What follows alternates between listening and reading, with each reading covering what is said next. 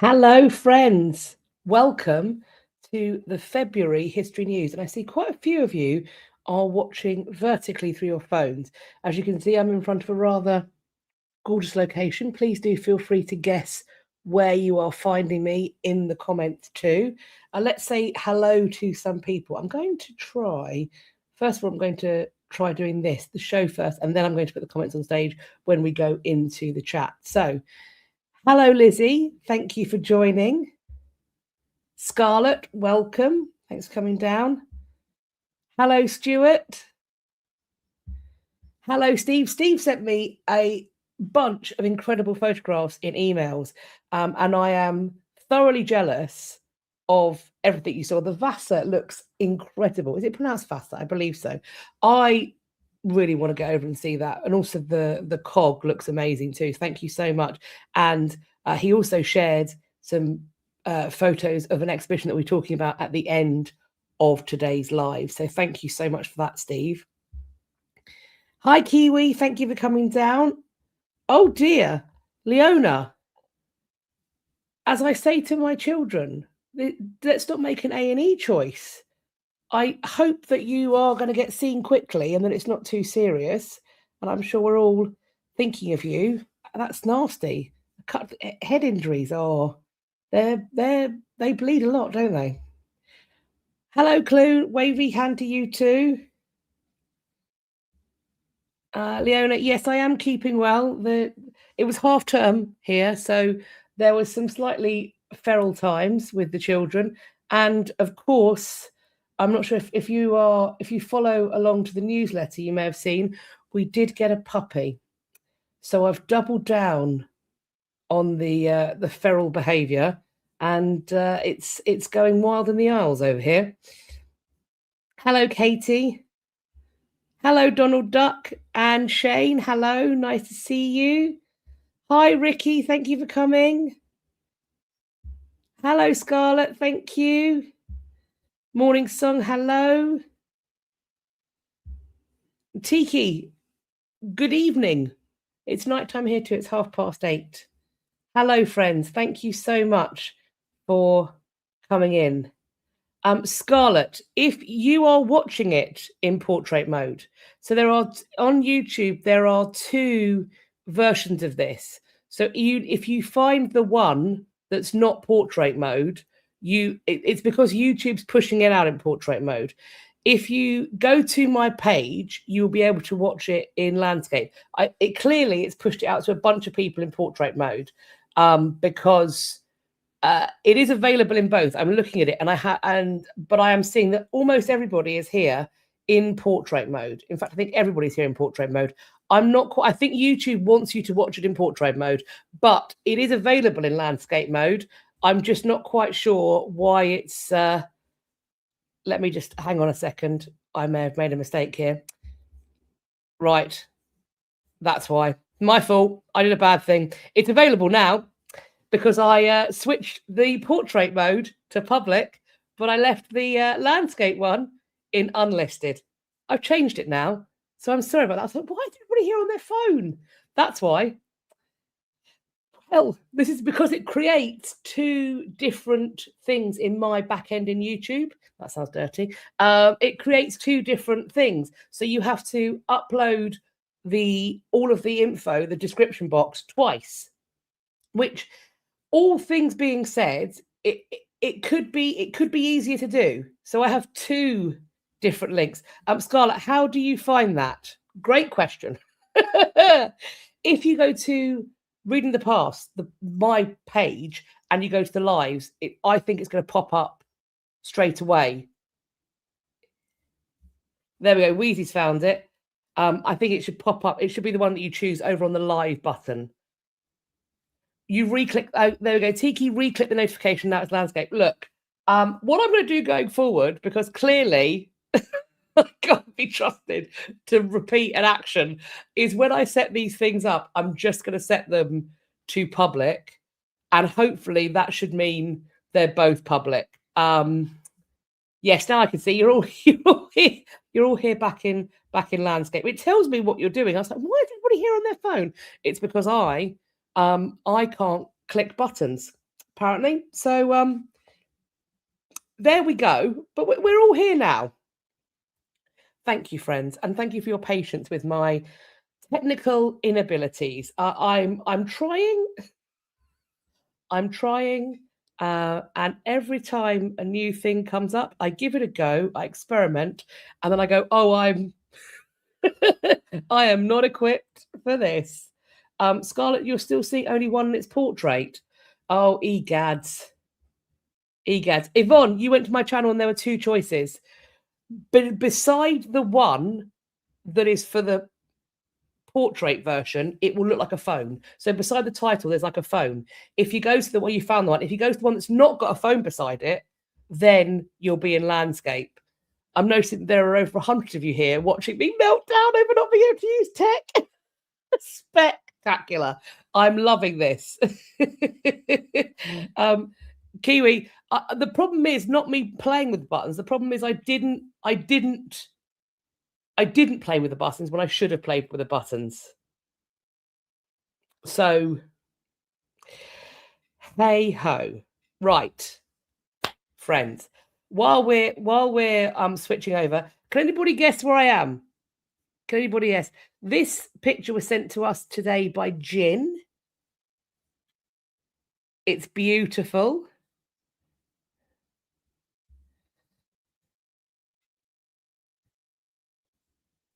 Can we see it? I think we're all finding it. Well, YouTube needed a refresh click. I mean, also, this is 80% my fault and 20% the fact that the buttons aren't where they should be.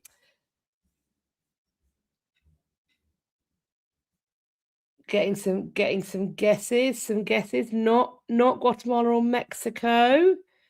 I'm going to give it a couple of seconds.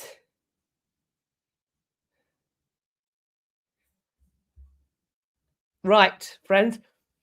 Today I am going to be sat in front of a place called Ko Kay, and it is in Cambodia. And thank you as well, Jin, for sending me the pronunciation. Very, very helpful. Ko Kay, spelt K-O-H space K-E-R in Cambodia. So thank you so much for a beautiful picture. If you are joining us live, thank you so much. If you are watching on the playback, thank you too. Also, for your patience with the slight technical issues, thank you as well. Today we have got some updates, repatriation / decolonization news. We've got loads of new news. We have got at least one ding dong, and we have got some events and exhibitions. As always, the articles are listed and numbered in the description box. Those numbers will relate to the numbers you're going to see on screen at the bottom of the slides in a moment. I want to say a massive thank you to everybody who has sent me articles for this month. I have also seen a few articles coming in today. If we have not covered that topic in today's session, then it will, of course, pop up in the next one. So we've got a lot to get through today. So without further ado, let's hop on into the thank yous and then from there into the main event of the news pieces. So I have to thank Elverta, Snudpuckle, Yvonne, Jessie, himself, Mr. Dr. Cat. He's been very patient. There'll be quite a few news items this week. Joseph, Steve, Beth and Jenna, Robyn, Shane, Sarah, Kelly, Katie, Stuart, Liliana and Amy. Thank you ever so much for sending me over those news items. It really does mean ever so much that you think when you're going about your lives that you spot something and you think, I'm going to send this over. Right, so without further ado, we're going to hop in the way we always do, and we're going to start with our updates. This is relating to what's going on in Sudan and the fact that the National Museum in Khartoum is already scarred by battle. There's rocket fire marks and there are explosives in the garden. We are told that inside the museum, there's evidence that the locks have been broken, the doors left wide open. When they went into a storeroom, objects are strewn all over the floor, crates open and looted, artifacts looted, broken and chipped. Employers are currently working to clean and repair the remaining items. They think at least 4,000 items are missing. The Kushite gold rooms, which housed hundreds of ornamental pieces, have been ransacked. These are necklaces and rings made entirely of gold. This museum did hold one of the most important collections of artifacts from the Kingdom of Kush. The authorities say there's evidence that at least 3 trucks loaded with artifacts left Khartoum in August 2023, and it headed west. From the early days of the fighting, the international experts have sent pleas to the RSF, warning that, quote, heritage is a red line. This is part of their culture, part of their history, and it's got nothing to do with the current conflict. The National Museum was, though, of course, not the only heritage site that was razed. They believe at least a dozen others across Sudan have been damaged and plundered. The total losses is estimated at being nearly $110 million. It's believed that the destruction is, quote, the deliberate physical and cultural extermination of entire communities from historical heritage. The National Museum, though, part of it is once more on view in a virtual museum that went live at the start of February or January. So there are 500 museum treasures in an online recreation of the building as it was before the war. This was commissioned before the conflict started, and it was supported by the French section of the Sudanese Directorate of Antiquities. Quote, this is a great source of hope for our Sudanese colleagues. It allows them to continue researching and promoting Sudanese heritage. For one of the archaeologists, she said, the Rapid Support Forces, the RSF, are foolish. Who do they want to rule? Those who have no history, no present. Those who have no history have no present. Heritage is our roots. They say their hearts are with their homeland. They say they want to govern the country. So why don't they protect our heritage? This stolen heritage, this civilization belongs to an entire people and even to all of humanity.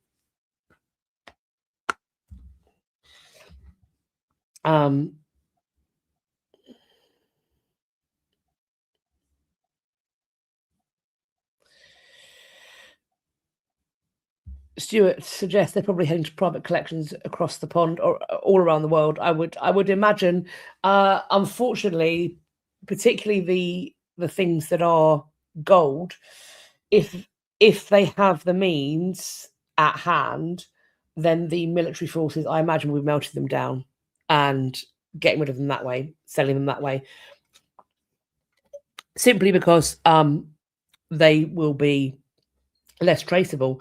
I worry that there's going to be quite a lot of destruction, but also, yeah, mass sales of things. Of course, there will be.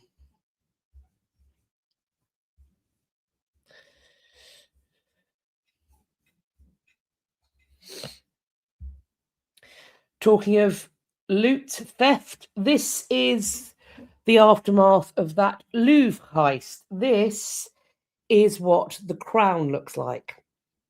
This is the crown of the French Empress Eugenie. This was what was crushed after it was dropped by the thieves as they ran away. They do point out that it is nearly intact. The raiders stole an estimated 88 million euros worth of jewels, but this headpiece that belonged to the wife of Napoleon III was left behind. These are the photographs that they have put out since the heist. It's missing one of its 8 golden eagles that adorned it, but it's got 56 emeralds and all but 10 of its 1,354 diamonds.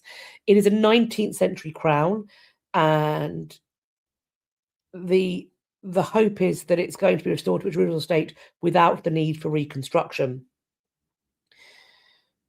It looks bad, doesn't it? It does look rather worse for wear. And the photograph of it from 2025 shows, so that's the one at the bottom, that shows what it was supposed to look like. There were 7 other items of jewellery taken, including a diamond-studded tiara that also belonged to Eugenie, and necklaces, earrings, and brooches that still remain missing. I mean, wow, that is... I think when you see, when we see crowns, and we see them at like state occasions, the crowns, the tiaras, etc., it's very easy to look at them and go, oh, they're so heavy, which of course they are. And I think we frequently equate heaviness with sturdiness. And it can be quite jarring to see how quickly it can essentially concertina down like this. That feels quite outlandish that's allowed to happen.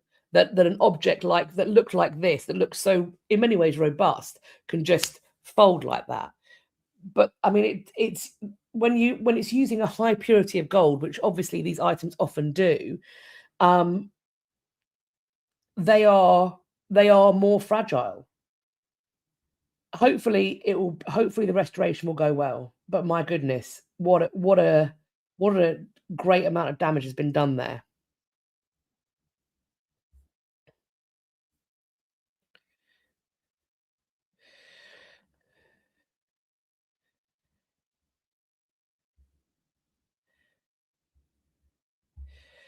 Jessie says it looks like they stepped on it. I mean, it certainly looks that could literally be what's happened from it being dropped from a height.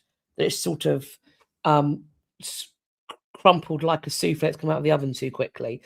Yvonne suggests that the royal jeweler Garrow could fix it. I'm sure they could. Whether or not the Louvre would allow that to happen is a different question. Leona points out that when it's restored, it's going to have a double history, which includes its ancient and modern history. And I think that's really important as well, because I think we talk about things like restoration, repatriation, all of these things. And those journeys, they are woven into the tapestry of the item. So the longer these things are stored in museums, the longer their description box has to be, because they essentially absorb the DNA, if you will, of their journey.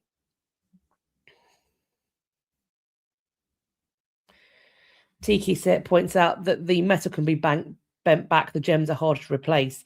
Might be fake or lab-grown gems to replace those missing. I mean, the gems will be harder to replace.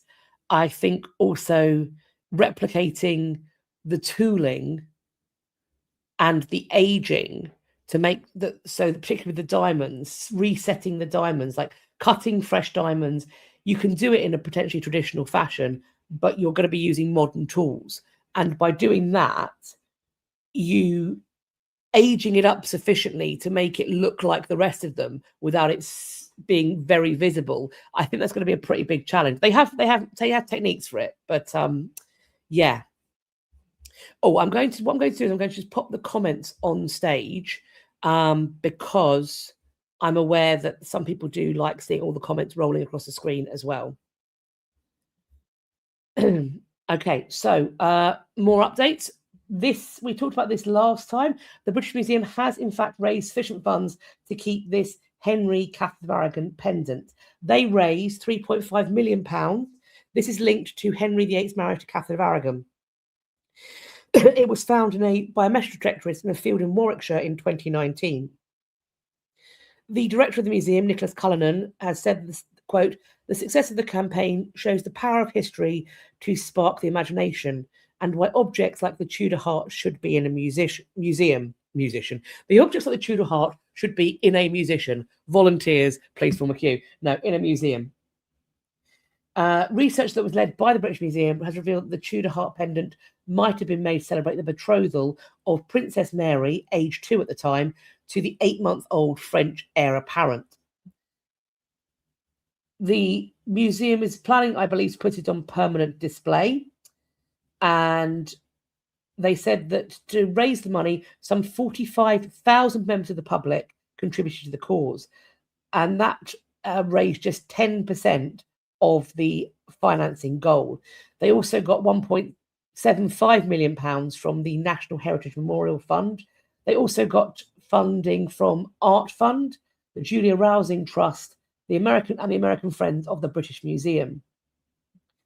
Simon Thurley, who is the chairman of the National Heritage Memorial Fund, said, quote, "The Tudor heart is an extraordinary insight into the culture of Henry's court, and I'm delighted the Memorial Fund will support will enable it to go on public display. Apparently, it's going to go on display later this year with plans to tour the UK in the future."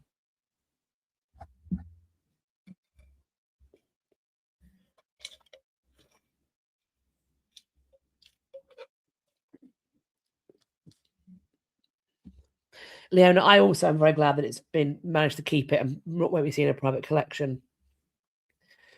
The marriage did not work out, but the jewellery piece survived. So there we go, Wheezy. And Yvonne said, that's beautiful. See, the British Museum doesn't have to hang on to Parthenon sculptures in order to have lovely displays. No, it does not. It does not. And as we know, they aren't even sure completely of what they do have, because they still don't know the exact things that went missing when that curator allegedly was sticky-fingered and selling things on eBay. They still haven't got a complete catalogue, to my knowledge, of what's gone missing. So their storerooms are full of things, so many things, they don't even know what they've got. So as I say every time, anyone who says to me, well, if we repatriate everything, there'd be nothing to put on display except for the boxes and boxes and boxes of things that are in storage. That scene in Indiana Jones with all the crates, yeah, just like that. Just like that. Another update. This is on the Greek statues. There has been a discovery that they were not simply painted, but also perfumed. And archaeologist Cecile Brant has led this research, analysing texts and physical traces on the sculpture. And this has challenged the idea that they were purely visual artifacts. Instead, the thought is that they engage multiple senses. Pardon me. The Roman orator Cicero talks about how the statue of Artemis was anointed with perfumes. These perfumes are not merely decorative. In religious rituals, statues of gods and important figures were treated with oils and scented substances as they were objects of devotion and as acts of devotion. Roman writers like Vitruvius and Pliny the Elder documented the use of pontic wax and special oils to protect sculptures from discoloration and to give them a polished sheen. Statues were also, as well as perfume, they were adorned with textiles and jewellery in a process called cosmesis. This reinforced the idea that these sculptures, especially those that depicted gods, were treated as sacred figures. The fragrances may have faded over time, but physical traces of them do remain. So there was a 3rd century BC sculpture of Queen Berenice II discovered with beeswax on its surface, suggesting that it may have been treated with scented oils. They also believed that flowers and garlands would have added scent to the statues. So during the Roman Florilia festival, sculptures were decorated with roses and violets that would have filled the air with their scent. Scholars studied Greco-Roman sculptures for centuries, primarily for their visual appeal, focusing on craftsmanship, colour, and ornamentation. But these new findings do indicate that scent was a deliberate and essential part of their presentation. And I've talked about this many times. I am super into still these reconstructed smells and the people who are working on those, this kind of olfactory history. I think it's super interesting. And it's something that I would definitely like to learn more about. I'm trying to figure out the companies that are working on this, because I'd really love to go and do an interview with them. But it seems like they do loads of other work. So you've sort of got to catch them when they are doing the kind of museum reconstruction work, which you don't know until after they've done it. So if anybody does know anybody who's working in that field who would like to sit down and chat with me, or who'd be willing to, then please could you find a way to put us in touch. My email's listed. That would be super useful. Tiki says, I haven't heard about this eBay story. You will have heard about it. This is the curator that allegedly was stealing small objects from the thing they were working on. This was happening, was it start of last year or end of the year before? Dates and times have no meaning when you have small children. So this is a story that's been rumbling on for at least half a year, maybe more than over a year. And some of the items were found that he had allegedly put them up on eBay. So I think you will have heard about the thefts from the British Museum, potentially. It was pretty widely covered. But yeah, some of the things were being sold on eBay. Jessie, that would be something really cool for a video interview, how they reconstruct ancient scents. See, that's what I'm thinking. That's kind of one of the things that I really want to see if I can do this year, is to learn about the techniques of curatorial work and looking after buildings and objects, but also how we display things in museums. And I also want to learn about heritage skills and crafts. So, for example, one thing that I've been thinking about is, like, I would love to speak to a thatcher. Now, I know there aren't many thatchers, and I really, really hate heights. So I'm not sure how I'd actually film this, because I kind of want to learn how to do the heritage craft. And so thatcher's probably a really bad choice, because the thought of being up on a roof for any period of time makes me feel sick in my mouth. But that's the sort of thing I'd like to do. That's the sort of thing I'd like to do.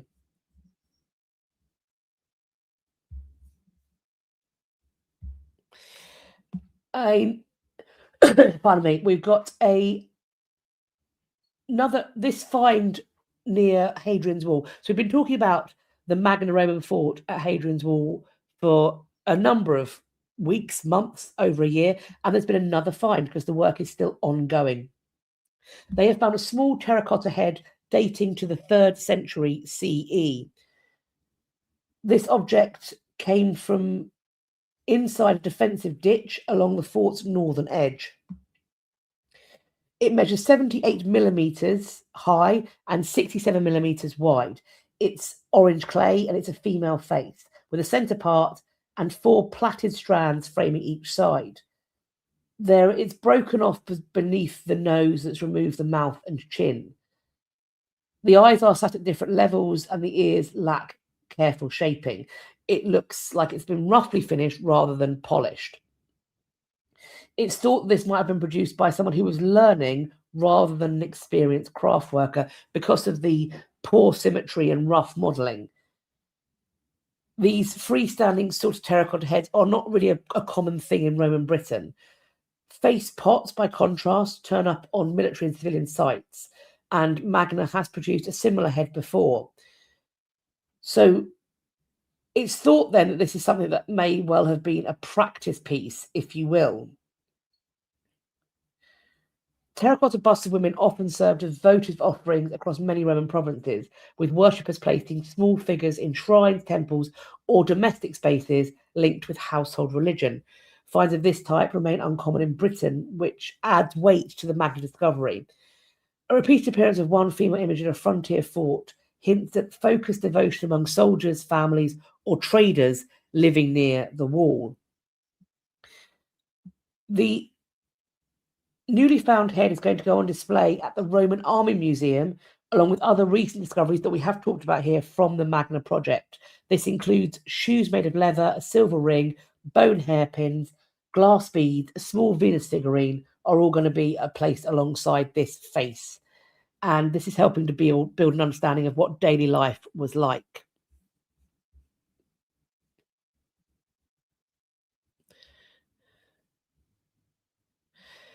Narcissus of the Valley says, if you had money for a house, I'd totally want a thatched roof.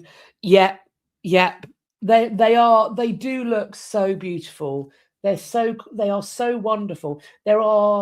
When I was living down in Brighton, I used to spend quite a lot of time in and around villages on the South Downs, and there were some beautiful thatched properties.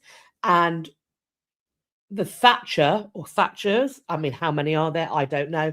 The thatcher in this particular village, was that the one in the South Downs? Anyway, there's a location where the thatcher does decorative sculptures, I suppose, on the top. So at the top of the roof on one, I remember there being this incredibly elaborate cockerel made of the thatching material with this amazing plumage. I think there was a peacock I saw once. I think I saw one had a cat up on the roof. Incredible work. And that's also, I think that was just one location and maybe one factory. It was like their calling card. Amazing stuff. Steve asked, have I been to Butser Iron Age Farm? I haven't. It's on my list. And I would like to go. Wheezy, how about a weaver of hedgerows? They work on the ground. Yeah. Do you know what? Maybe I'll do both, because what a great way to also face my fear, she says, writing a check that her mouth, with her mouth, that her body can't catch. But yeah, Venomous Care Bear, have I tried contacting Weald and Downland? They have amazing things. There's so like when I've thought about contacting Wield and Downland for about 65 different video ideas, because there's so much cool stuff there that I want to go and check out. So yeah, they're also on my list.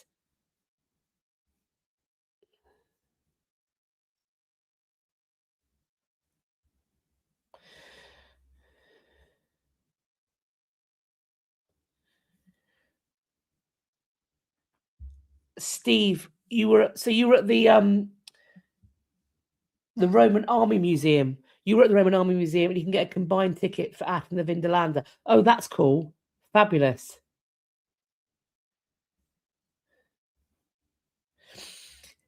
Jessie watched a video on shillelaghs, and now you want to reel from Ireland. You can only imagine what would happen if you watched one of my videos on thatched roofs. Well, hopefully it happens. Hopefully I get brave enough. Maybe, do you know what? Maybe there's a happy medium. Maybe there's somebody with a thatched bungalow. Little thatchy bungalow for me to maybe.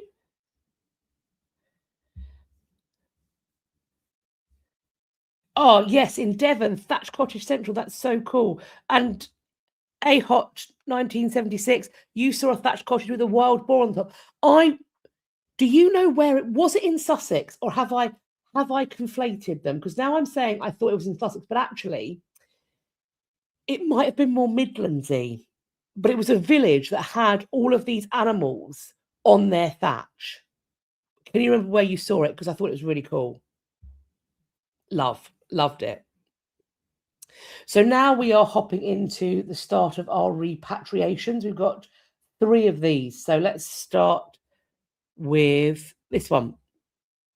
The Smithsonian Asian Art Museum has returned 3 stolen bronzes to India.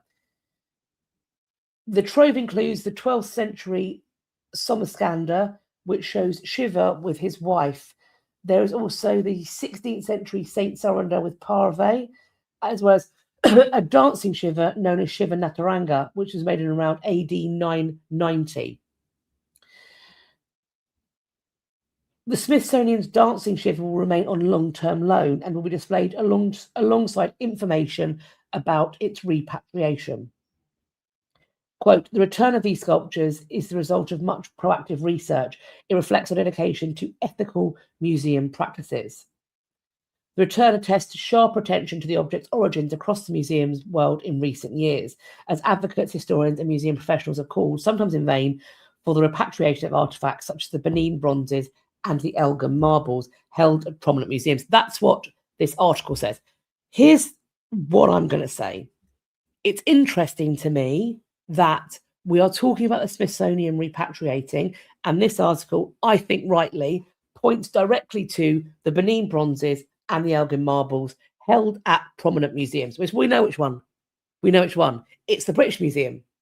And what this is saying is this return attests to the sharper attention to objects' origins across the museum world in recent years. Advocates, historians, and museum professionals have called for this repatriation. So they are saying the conversation has moved on, and some places are not responding. And this is going to become more and more pressing, as I said it would. I don't know when I started calling this, pretty much when I started talking about repatriation. This is going to start becoming more and more pressing. This is going to go from being, the woke agenda. I'm woke. Happily. This is going to go from being something that we can dismiss as being nothing more than like the woke agenda, social justice warrior, etc., to being an embarrassment to us on the national and international stage. Oh, sorry, back to that. AHOT thinks it was Sussex. See, that was my first. I want to say that it's near to. Oh God, it's near to like a coaching in from the 1500s. There's a really old pub, and I want to say it's near to that. Jessie says there's a website that makes custom thatched animals. Might need to crowdfund one for dog for the new puppy. Do you know what? At the end of this, if you're all very good, I'll show you a little picture of our boy.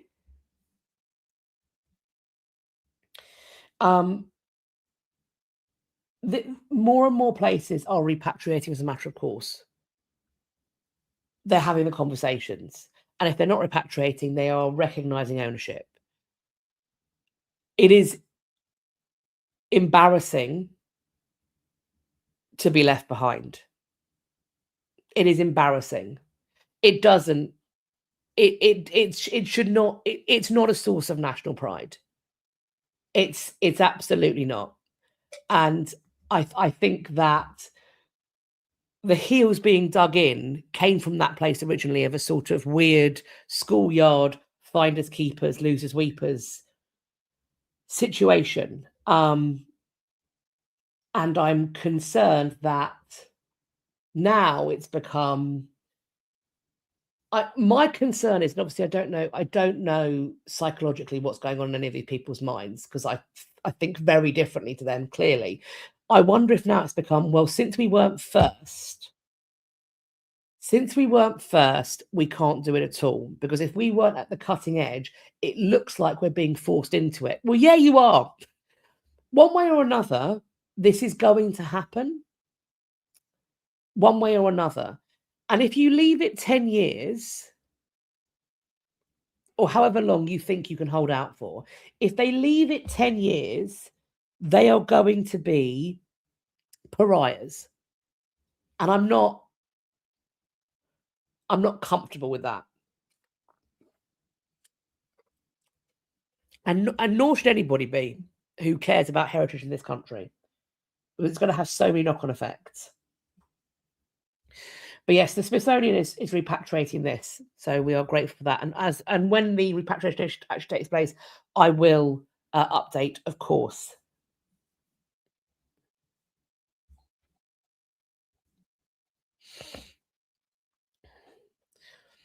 Stuart saying it sounds a bit of a Clacton problem.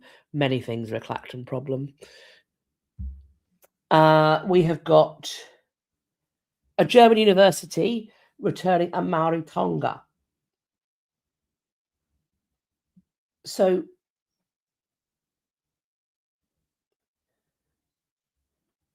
this is being referred to as not an artifact by an ancestor, but an ancestor.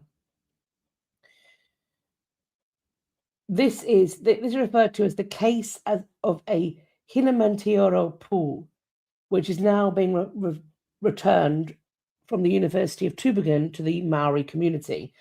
This is a carved wooden pillar that acts as a marker for tribal boundaries, stories, or ancestors. This one is an early carved panel depicting a standing ancestral figure. It is neither a historical artifact nor a work of art in the Western sense. It is the material presence of an ancestor, Hinamantiro, who was a high-ranking leader. This object is part of a living social order, not a testimony to a distant past. They don't quite know how it came to Europe. What is certain is that in October 1769, it was taken to Europe aboard the HMS Endeavour during James Cook's first Pacific voyage. The panel is widely regarded as one of the earliest surviving carved pu associated with the Maori, chiefly with their genealogies. And it's one of the earliest to have entered European collections. This occurred within a colonial context of profound power asymmetries. Susan says that you're having issues with the sound not being loud enough. Is anybody else having issues with the sound not being loud enough? I can turn up the mic on my end. In terms of captions, it's quite hard to get. I don't know if I can turn on captions while I'm live, but there should be captions. If it doesn't do it as I'm talking, then captions should come up on the playback. It is set to come up with captions. So if they're not showing up, then that means I don't think it happens while it's live.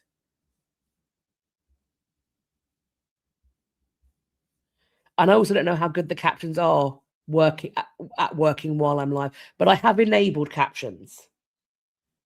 But Venomous Care Bear points out they don't work while you're live, because essentially it has to hear what you said. So if you watch it on the playback, there will be captions. I can try and turn it up as well. I can try and turn it up. Let me see. Where are we? Let me go into settings, audio.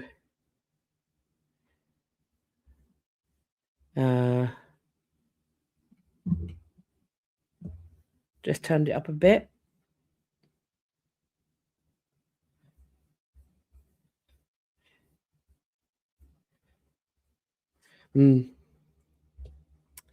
I'm sorry. Alas, the captions don't work on live. It's a bit of a pain. Sorry about that.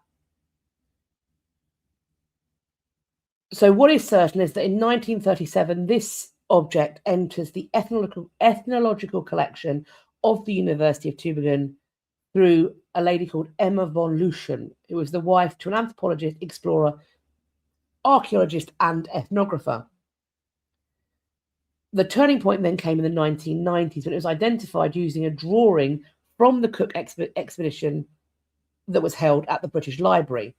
The decisive thing is that that there was a direct relationship established between the Ulti Ui, which is the people, and this item.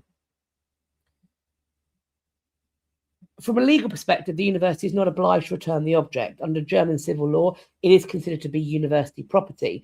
However, political approaches to colonial collection material in Germany have shifted in recent years, what I was just talking about, and recent national guidelines encourage transparency, provenance research, dialogue with source communities, and restitution as a possible outcome. This reflects a shift away from narrow legal ownership towards acknowledging colonial power imbalances in collection histories. Where legal histories are inconclusive, as they often are in colonial contexts, restitution cannot be decided by ownership alone. For source communities to be genuine partners, their social, spiritual, and ancestral relationships with heritage must be recognised. Otherwise, restitution debates risk perpetuating the very hierarchies it seeks to dismantle.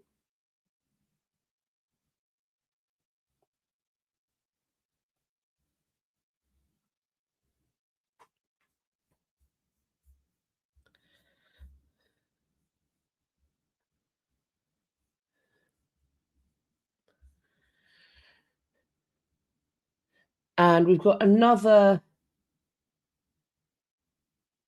This is the press release this is the Smithsonian's press release dealing with the repatriation we just talked about previously. So if you want to check out the press release, I should have put them next to each other. I apologize. If you want to look at the press release, then that is also linked as well. Now, friends, it's time to hop into new news. Before we do so, shall we have a little look at the puppy? I think we should. Here we go. Let's have a look at the little puppy. Look at him. This is our puppy. His name is Marlowe. And he is very sweet. He's a very sweet boy. And everybody loves him. And he is the most well-behaved creature in our house. He does as he's asked. And he does enjoy licking feet, which I find somewhat unsettling. I need to wear more socks because he is a foot licker extraordinaire. But yes, he's doing very good listening. Fluffy Monkey M says he is a cavapoo. So part mum was a cavapoo, so her parents were a Cavalier Spaniel and a poodle, and so he's got a cavapoo mum and a poodle dad. So, but he is a cavapoo, and he's very sweet. Homologication said it's not a puppet, it's a living muppet. He's delightful, and he's little when he lays on his back and lets you tickle his belly, and his little ears stick up. He looks like a little vampire bat because all his fur is just jet black. So he's got these little kind of buttony eyes and this buttony nose, but he's so sweet. Weezy asks, how big will he get? I think like just sort of knee height, like bigger than your average terrier. Steve asks, is he eating the furniture yet? No, his preference is for Wyatts. He enjoys a wire. He also doesn't need to eat the furniture because my youngest thinks they're part of the same pack. So if he's having a croissant, then Marlo needs a croissant or half a croissant too. So we have to be very careful about what we allow Dominic to eat. So he doesn't eat chocolate anyway, but that child does enjoy a varied diet. He loves a bit of black olive, and he also loves a bit of chorizo. So we've got to be quite careful because garlic isn't good for dogs. So we're watching what the little boy eats so that he doesn't feed the dog garlic or grapes or raisins or some such. Yvonne, is he hypoallergenic? Yes, they don't shed, which is one of the reasons we went for a Cavapoo, as well as their temperament and them being, famously quite good in. We live in a city. It would not be fair to have Malinois or husky or something with our lifestyle. It just wouldn't be. So this is the ideal dog for our family. They're lazy lap dogs that like cuddles, etc. But yes, one of the reasons we did is because I have lots of allergies. It's highly likely that at some point my kids will develop an allergy. So this is another massive plus point of getting a Cavapoo for us.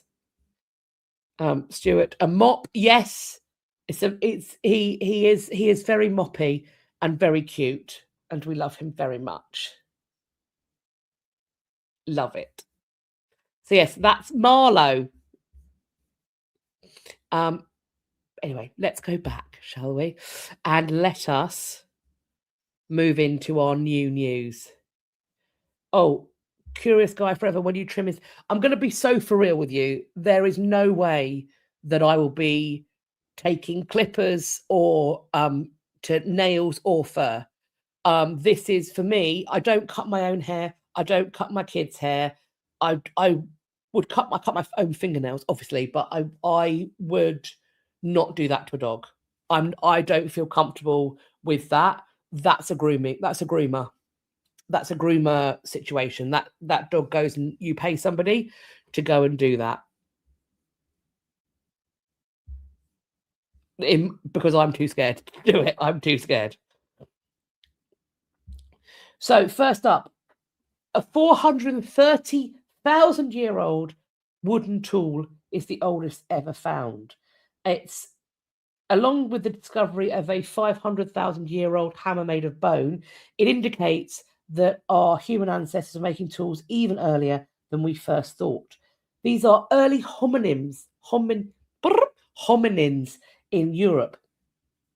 They were creating tools from raw materials thousands of years before Homo sapiens arrived. There are 2 new studies that indicate that we can push back the established time for such activities.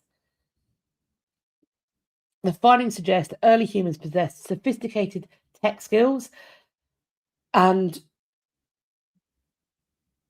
these artifacts were recovered from coal mine sites, probably produced by early Neanderthals or a preceding species, Homo heidelbergensis. Homo sapiens emerged in Africa more than 300,000 years ago, and the oldest evidence of them in Europe is 210,000-year-old fossil that was unearthed in Greece. So by the time Homo sapiens established themselves in Britain, other hominins had lived there for nearly 1 million years.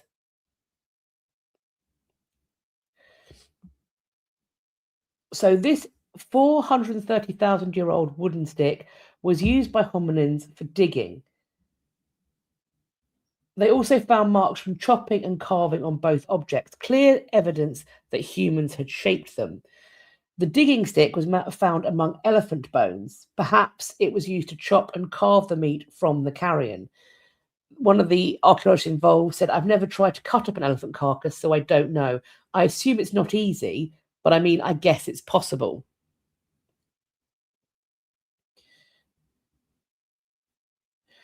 These new studies highlight the diversity of raw materials that prehistoric people used for tool making. Flint is more common, but bone and wood were probably more valuable for our ancient ancestors. Imagine how many tools you could make from a single large bone of an elephant. A lot, I imagine. I'm seeing some calls for some videos on royal pets. So I have made some videos on royal pets.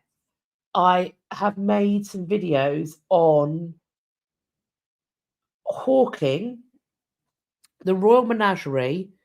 No, I made a video on the royal menagerie, and I've also made a video on sort of pets at court, like lapdogs, birds in cages, monkeys, and things. I am planning to make a video on working animals used in the hunt. So like mastiffs, horses, the various kinds of horses that we use at the royal court. So that there is a series that's forming. I've got a couple of videos already, but it does need to extend out. Yes, so I've got that on the list, and that's going to hop in.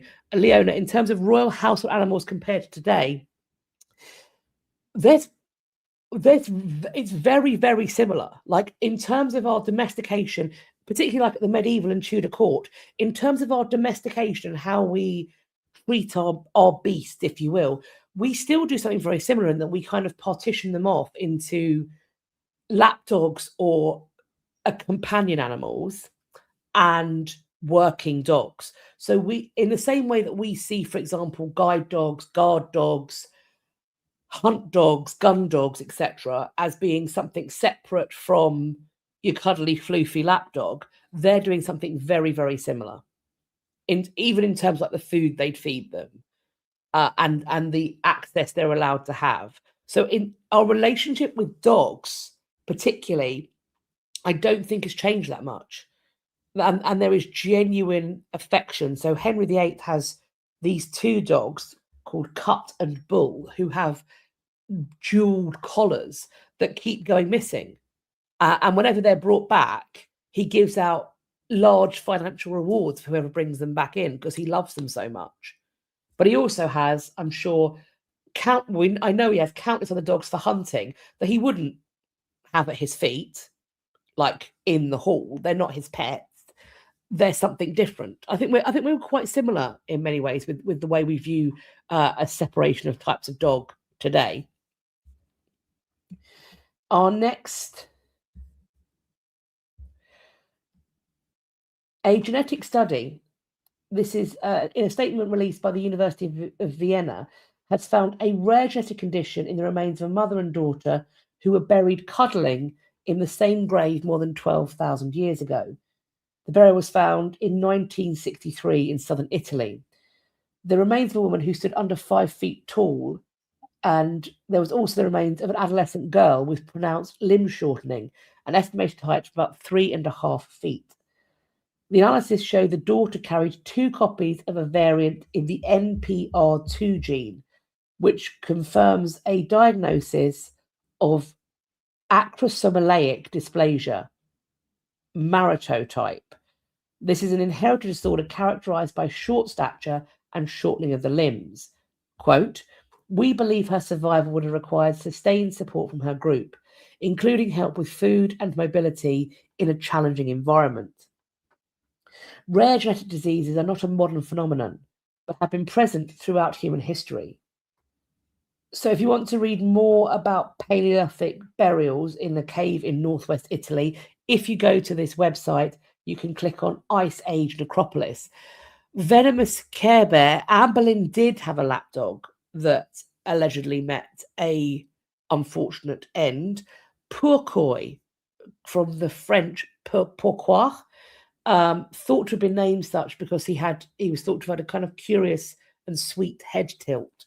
And Pourquoi, I believe, had a fall out of a window, much to Anne's reported incredible distress. So yes, that did happen.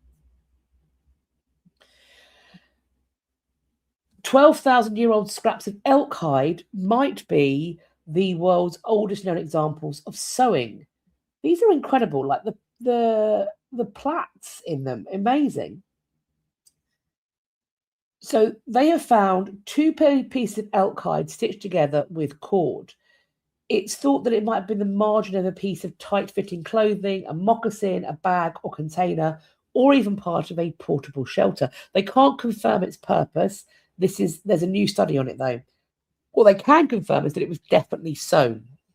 They got cordage sewn into a hide that comes right out and goes right into another piece of hide.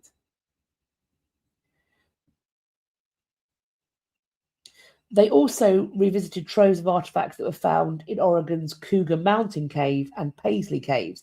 These sites contained two of the largest Pleistocene perishable assemblages in the world. So that's the braided cords, the bone needles, projectile points, and wooden artifacts. Incredible. I mean, look at them. All of that kind of... The survival is amazing, I think. And they point out this is chronicling almost 12,000 years of shared knowledge. There are a few places in the world where you can look at a technological and cultural tradition and connect it over 10 or 12 millennia. The cave artifacts include items from a variety of plants, animals, and types of wood. The resourcefulness shows that these groups had a really deep, complex traditional knowledge of the ecosystem around them that let them thrive in a really difficult time and place. How did they survive this long? Well, apparently the caves are an ideal shelter because they're dry, and that, over those thousands of years, kept these artifacts dry too. So you can get this glimpse of what life was really like and what raw materials, plants, and animals were used to make things all of those many, many thousands of years ago, which is just fabulous and fascinating. Next up, I found this particularly startling. I think you will too. This is a funerary portrait from Roman Egypt. And what you've got is a male subject with, as they describe it, piercing hazel eyes and greying hair. At auction, it brought in $889,000 with fees.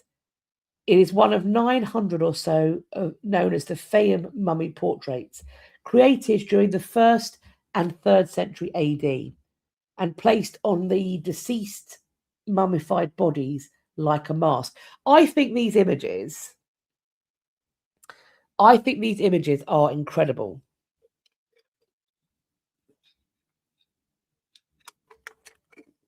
I think they're incredible.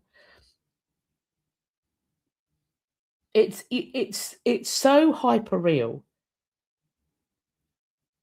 I find it incredibly startling. Steve says if you go to the Petrie Museum in London, they have several mummy portraits. They're just incredible. They also have a mummy portrait of a man with curly hair that sold for $936,000, which was triple its estimate. And they point out that it does feel unusually contemporary, and I think that's what it is for me. It feels extraordinarily contemporary. They point out that this person is visibly older than the other mummy paintings. You can see the gentleman with the greying hair. We don't know if they were painted while they were dead or alive, or perhaps a mix of the two. I think they're incredible. The subjects are thought to have had political or social standing within the Roman Empire, as this is portraiture that's very much connected and favoured with those who are connected to the imperial family.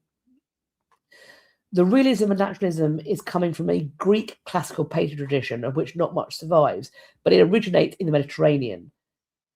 And because of that, a place that's incredibly humid, paintings are less likely to survive into modernity.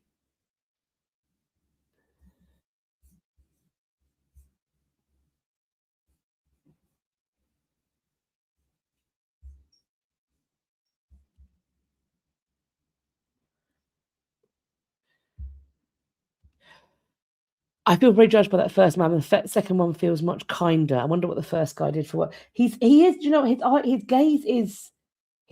I can see how it feels confronting. I can, and there is a softness in the second gentleman with the curly hair and the beard. But it's for me. It's. I had to sort of do a double take, and I had to be like, is this a modern artist representation of one of these portraits? Because it just feels like it could have been painted a week ago. And yeah, aged up, sure, but it does feel like it was placed a week ago. I think they're incredible.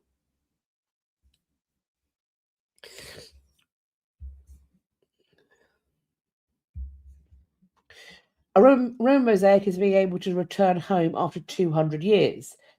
This mosaic includes a depiction of Orpheus charming animals and birds with his music that was discovered in a Roman villa in Gloucestershire in 1811. It was held in storage in the British Museum for centuries. There are 3 fragments showing a bear, a leopard, and a boar that are now on display at the Corinium Museum in Cirencester. The museum's director, Emma Stuart, said, quote, "I am thrilled. Apart from the very brief airings, they've not been seen by the public in 200 years since they've left the county." I did toy with the idea of this being a repatriation item, that finally the British Museum is repatriating, but I didn't put it in there because it actually, I was concerned about it feeling like I was cheapening the real conversation about the museum's denial of repatriation. But this belonged in a county within the UK, and it's gone back there. These are known as the Withington fragments, and they will be going on display alongside the Orpheus mosaic. The largest of the fragment is the one that depicts the wild boar being chased by a hunting dog. It survived for at least 1800 years, if not longer, and they are very excited to have them on display at the Corinium Museum. It does look pretty cool.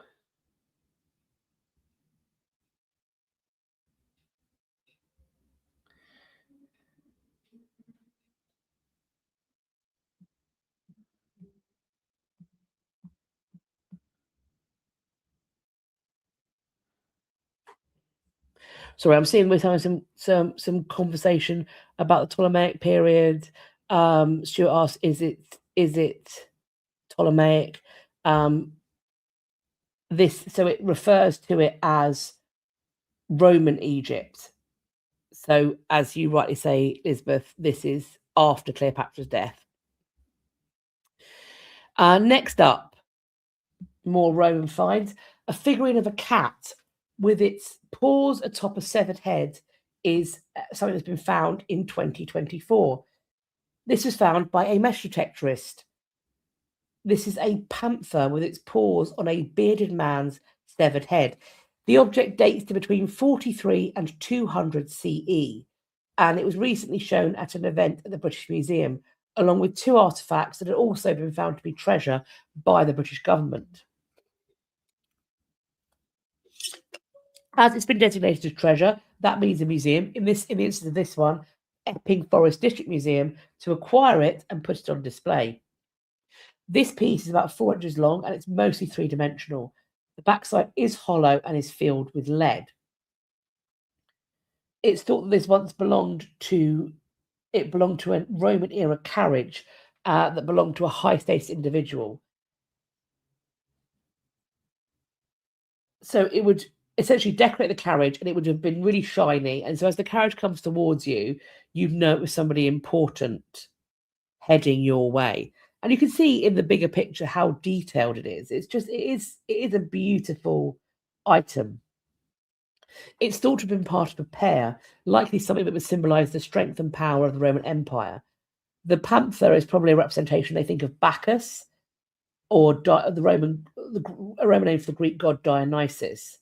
The head is thought to be a depiction of one of the empire's many enemies. The artifact turned up near Harlow, which is about 30 miles north of London, and that's because Roman carriage fittings were often melted down. So we've got here a unique blend, they say, of Romano-British design. There's the geometric patterns that were present in Britain during the Iron Age, and then this very traditional Roman victory image, which we can see. The design sets the figurines apart, but similar items have surfaced before. This cat figurine was one of 79,616 artifacts that have been discovered by members of the public, mostly metal detectorists, that were reported to the British authorities in just 2024. That's a new record. In 2023, there were 74,506 items reported, and in 2022, 53,490. So, what a hobby to have. How cool is that? The discovery of this and other artifacts, is a testament to the dedication of finders across the country. Their responsible reporting allows us to build a richer and more detailed picture of life in the past while ensuring important objects are preserved for public benefit. Absolutely. It's stories like this that are like, I'm going to get myself a metal detector. But as I said, I live in the middle of a city, so I'm not quite sure what farmer's field I'm going to find, but maybe one. Maybe one. Tiki said I would buy the cat statue for my friends that have cats. I mean, yeah, a replica. See, these are the things, when they have finds like this, I'm like, do you want to know how you could make some real cashish if you just do some copies of this in maybe in various materials and sell it in your gift shop? People want stuff like this. They want it. Particularly the jewellery. Obviously, you don't, unless somebody's prepared to pay, you don't do it in the gold and the precious gems, but you do it in something that mimics that.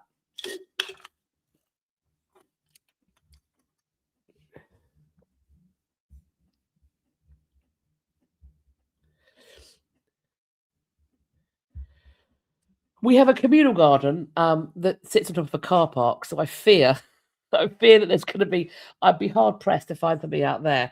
But as Jessie says, owning a metal detector is a great excuse for getting out of the city. It is, but the problem with getting out of the city is that's where nature lives, and I don't. Do you know what? I am such a city girl. The quiet and stillness of the countryside makes me feel deeply unsettled. Deeply unsettled. Steve's got his drone back, so more aerial photography. Excellent. Love it. Wheezy, I'd like a replica of the Tudor heart. Yes, correct. Venomous Care Bear, are they trademarked? I don't think they can be.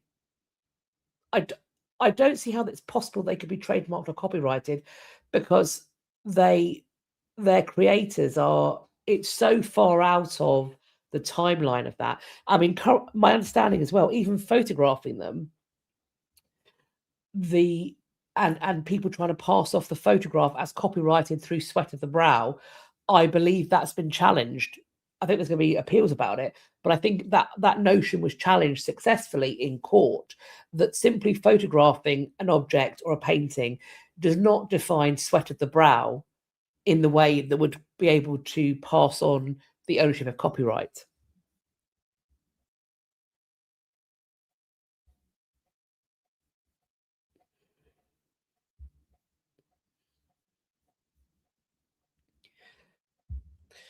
Archaeologists think they have identified traces of a 2,000-year-old love note etched into a wall in Pompeii.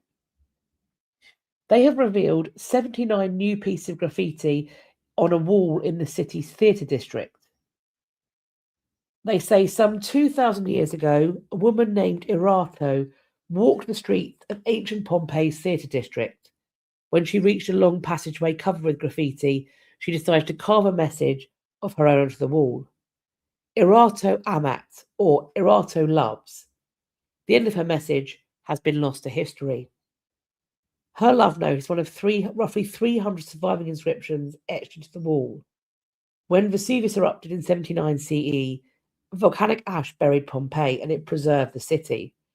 They have been excavating Pompeii since the 18th century, but now advanced imaging technologies have revealed some of these faded messages. And they've been able to decipher 79 further inscriptions.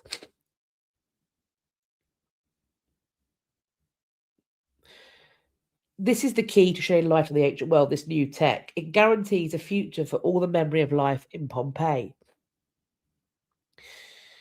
This message, Erato's message, is one of the newly identified inscriptions, is consistent with the wall's previously known etchings, one of which translates to, I'm in a hurry, take care, my Sava, make sure you love me.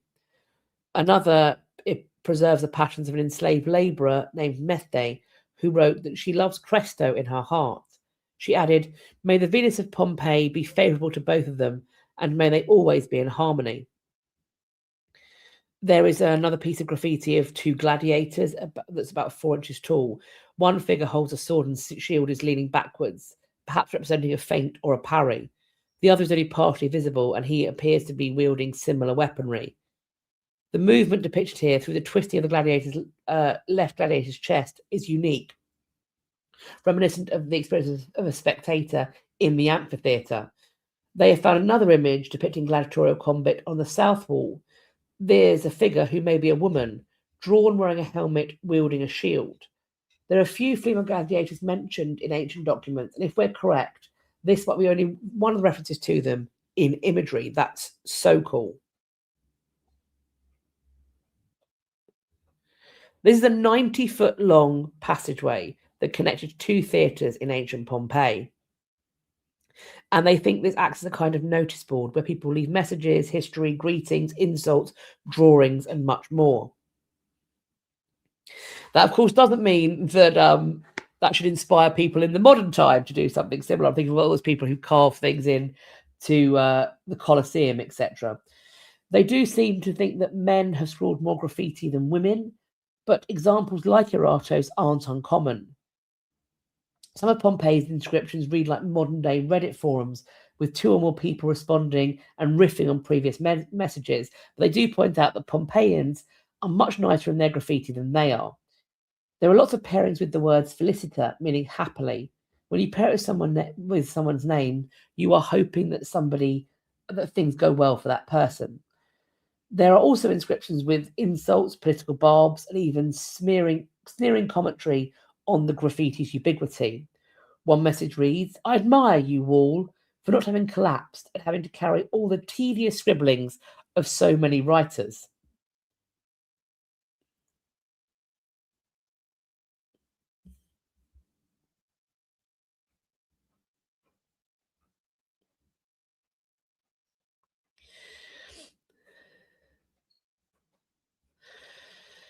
I see that Andrew Madsen Windsor has been brought up in the chat. We haven't mentioned him or his situation. However, today I did film a video for Friday in which I explore the history of royals being arrested. I am not going to go into it here because it's not yet history news.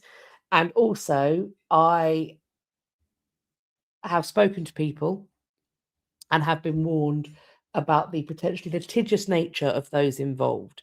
And there are perhaps not enough allegedlys on Earth for me to converse about both the allegations that see him in bracelets and the others that don't, allegedly, the way I feel about that, and the wider context in which this has happened. I am speaking somewhat euphemistically, mostly because the things that I have seen coming out of those files boils me with the fury and heat of 1,000 suns. And if I start talking about it, there are not enough allegedlys on Earth for me not to find myself in a litigious situation, is what I'm going to say.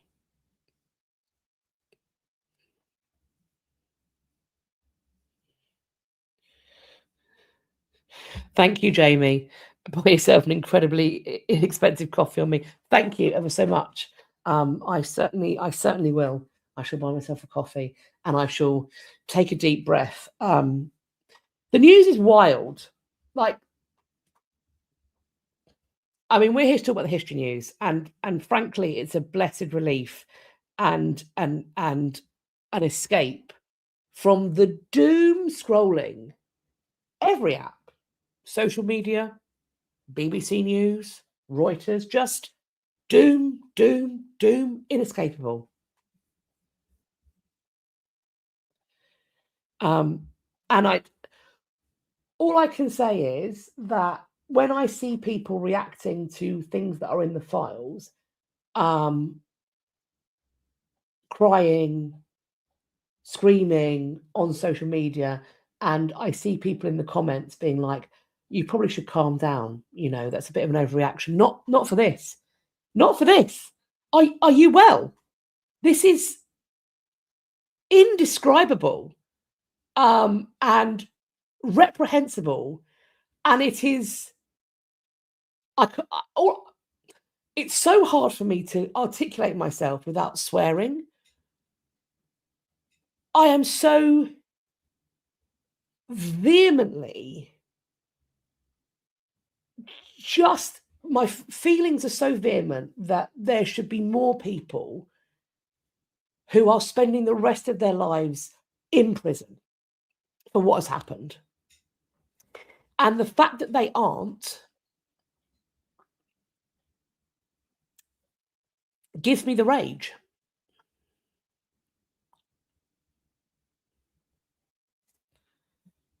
It gives me the rage.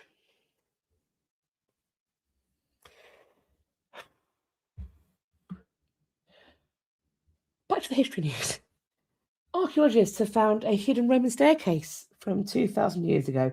It's a shame that it doesn't open up straight to hell and we can just push people in there. Anyway, no, carrying on. They have found the former Roman praetorium and some of its features. This was found during excavations in Cologne in Germany. They've got a trio of Roman-era finds, with the oldest being in the historic Cologne, a first-century staircase that was once attached to the Roman governor's palace. They also found a private altar and within the palace that resembles altars preserved in Pompeii. They were working with the Romish-Germanisch Museum and alongside crews constructing the LVR Jewish Museum in the Cologne Archaeological Quarter. And they were going to build an underground tour as part of the visitor experience, but they excavated deep into the first century Roman occupation, according to a translated statement from the city. And a section of the stone staircase was the oldest discovery. 2,000 years ago, it led from the Roman governor's palace towards the Rhine River. But the exact beginning and end point of the staircase is still unknown. The stairs are thought to be necessary because of the natural slope of the terrain required stairs to link the buildings with the riverbank at that spot. The most recent discovery they found came from the 4th century, where foundational remnants showed the apse of a multi-aisled basilica was previously only perceptible as a depression in the ground. In a surprise twist during the process that exposed the structure, it turned out the structure wasn't made of the typical Roman cast concrete.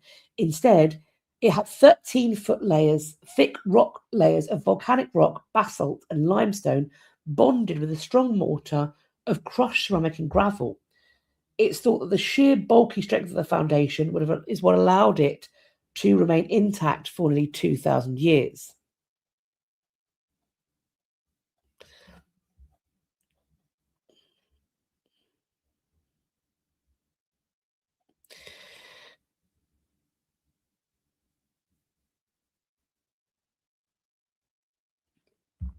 Jessie, I think it's a staircase that they don't know where it begins and ends because they don't know how far it went up. They've lost the top floor, but presumably also it's the bottom bit is either lost or unexcavated. They haven't got to the bottom of it.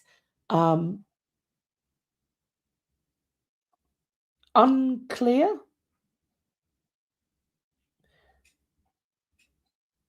The exact beginning and end point of the staircase is still unknown. So, and also, which is the beginning? Is the top the beginning or the bottom the beginning? Where's the beginning of a staircase? Either way, they don't know where the top of the bottom is, where it would have been, presumably because we've lost the top and the bottom is either lost or not dug out yet.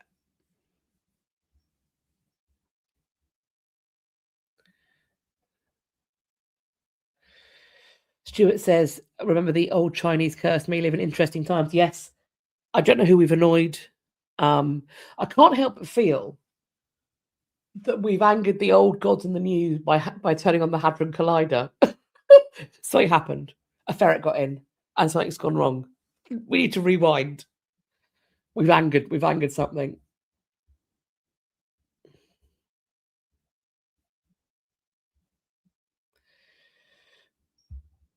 Leona, how are they going to protect it? It's not been specified. I assume with the techniques they use to protect such things. As they have got museums involved, I'm sure they will be, if it's going to be displayed to people, I'm sure they're going to have techniques in place to make sure that the human interference and interaction doesn't cause too much damage, I would imagine. But as when there are updates that appear, I will, of course, let you know. Right, next up, if anybody is eating, this now becomes the no eating section of your history news. I'm going to give you a little second. Also, if the after products of human consumption, what happens when people eat and it goes through the digestive system and then reappears, if that's something that you can't deal with, then now is the time. I'm about to flip the slide over. No eating, no eating. Here we go. We're on it. Scientists find the first physical evidence that Romans used human poop as medicine. God bless. We're only halfway through. Researchers in Turkey have unearthed archaeological evidence that points to Romans using human feces in medical treatments. Roman texts have described the practice, but this is the first time that physical evidence has been documented. Okay, so they spotted residue in Roman glass bottles. Residues were found in 7 different vessels, but they only obtained conclusive results from one artifact that was excavated in the ancient city of Pergamon. It dates from the 2nd century. They took out a clay cap and they collected a sample of brownish flakes, and they found that it contained human feces with a high concentration of thyme and olive oil. Grow up, Katrina. Come on, grow up. Okay, so this is a medicinal preparation that is used by the famous physician Galen. It is known, human animal feces were known as treatments from conditions ranging from inflammation and infection to reproductive disorders. They are discussed with euphemism or caution, but these substances were not necessarily perceived as repulsive or irrational. They occupy a liminal space in ancient pharmacy, considered potent and efficacious, yet symbolically and sensorily charged. You can say that again.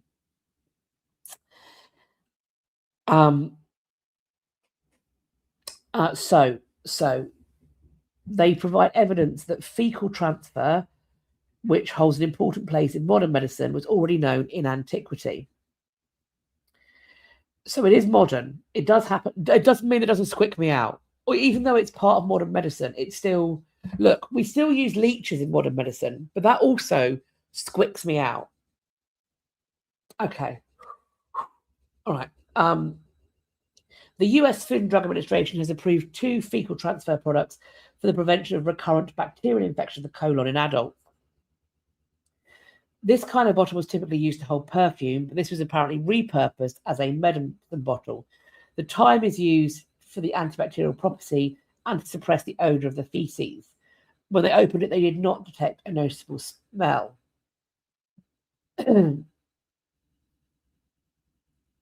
They point out that it's very nice to join up the tradition with archaeological material. The default's been to think that the little glass vessels in tombs held lovely luxuries, perfumes, and cosmetics.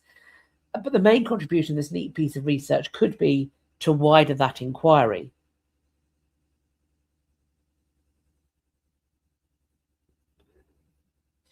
Jessie, I guess, remember to keep breathing. Yes. Look, I'm aware this is used in modern medicine, but when you start to kind of salivate a bit because you feel a bit unwell. Jessie points out it's not much different from the poop pills that restore microbes someone's gut biome. No, it's not. It's not. It's completely not. Those also make me feel very unwell. I'll be honest with you, and I'm sure I'd be more unwell if I didn't take them when I needed them. I get that. I do. I need to grow up, but it makes me feel unusual. An elephant bone found in Spain might be proof of Hannibal's tanks with trunks. A 2,200-year-old bone has been unearthed near Cordoba in Spain. And it... Steve, am I doing the Little Britain thing? No, I'm not going to. I'm not doing that. And Jessie, leeches and also the fecal therapy, they are vital in medicine. They're vital in medicine. It doesn't mean it's the same thing. The thought, I recognize that having, for example, cataract surgery is life-changing. The thought of somebody touching my eyeball, doing surgery on my eyeball while I'm awake, God bless, absolutely not. Absolutely not. No, even though I recognize it, I'm not squicked out because I think it's like primitive or fake medicine. I'm squicked out because it makes me feel unwell. Eyeballs, poop, leeches, maggots, no, all used in medicine. Don't like any of it.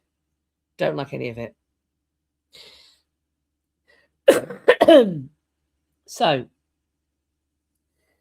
this may be the first archaeological evidence of battle elephants employed by Hannibal. This was tucked away in a bed of rubble alongside Carthaginian coins from the 3rd century BC. There's a baseball-sized ankle bone that serves as a bridge between colourful historical narratives about the Second Punic War and hardened archaeological fact. They have found traces of combat, catapult ammunition found with this specimen that suggests this elephant died in battle. During the closing decades of the 3rd century BC, the Mediterranean was dominated by two superpowers, the emergent Roman Republic and Carthage, a North African city-state in what is now Tunisia. Leading the expansion was Hannibal of the Barca family, whose brother Mago is credited with bringing elephants to the Iberian Peninsula in 228 BC. Hannibal then revolutionizes warfare by deploying armoured pachyderms against local tribes. This terrifying shock force broke battle lines and provided elevated commanding positions for his archers.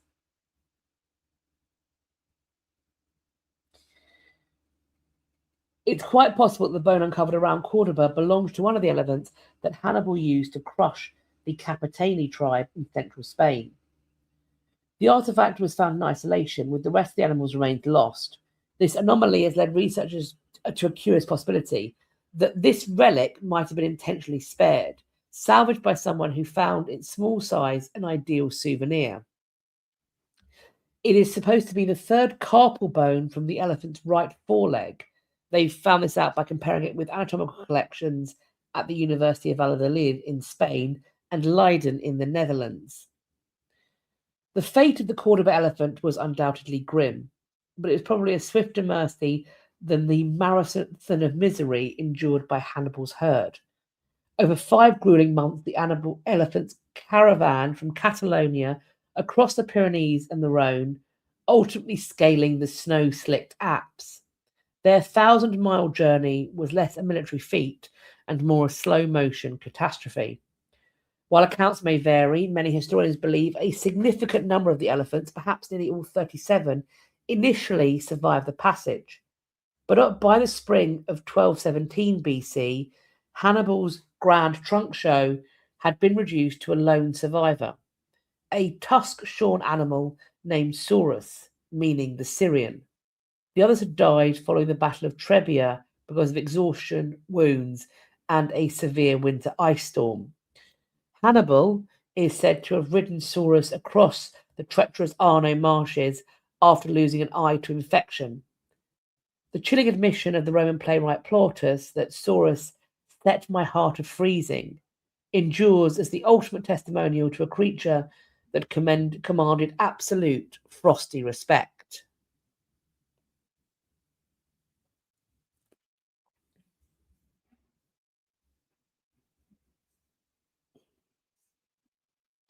Wheezy asks, didn't the King of Siam write to Abraham Lincoln wondering if he had enough battle elements? Did he? I don't know about that. How interesting.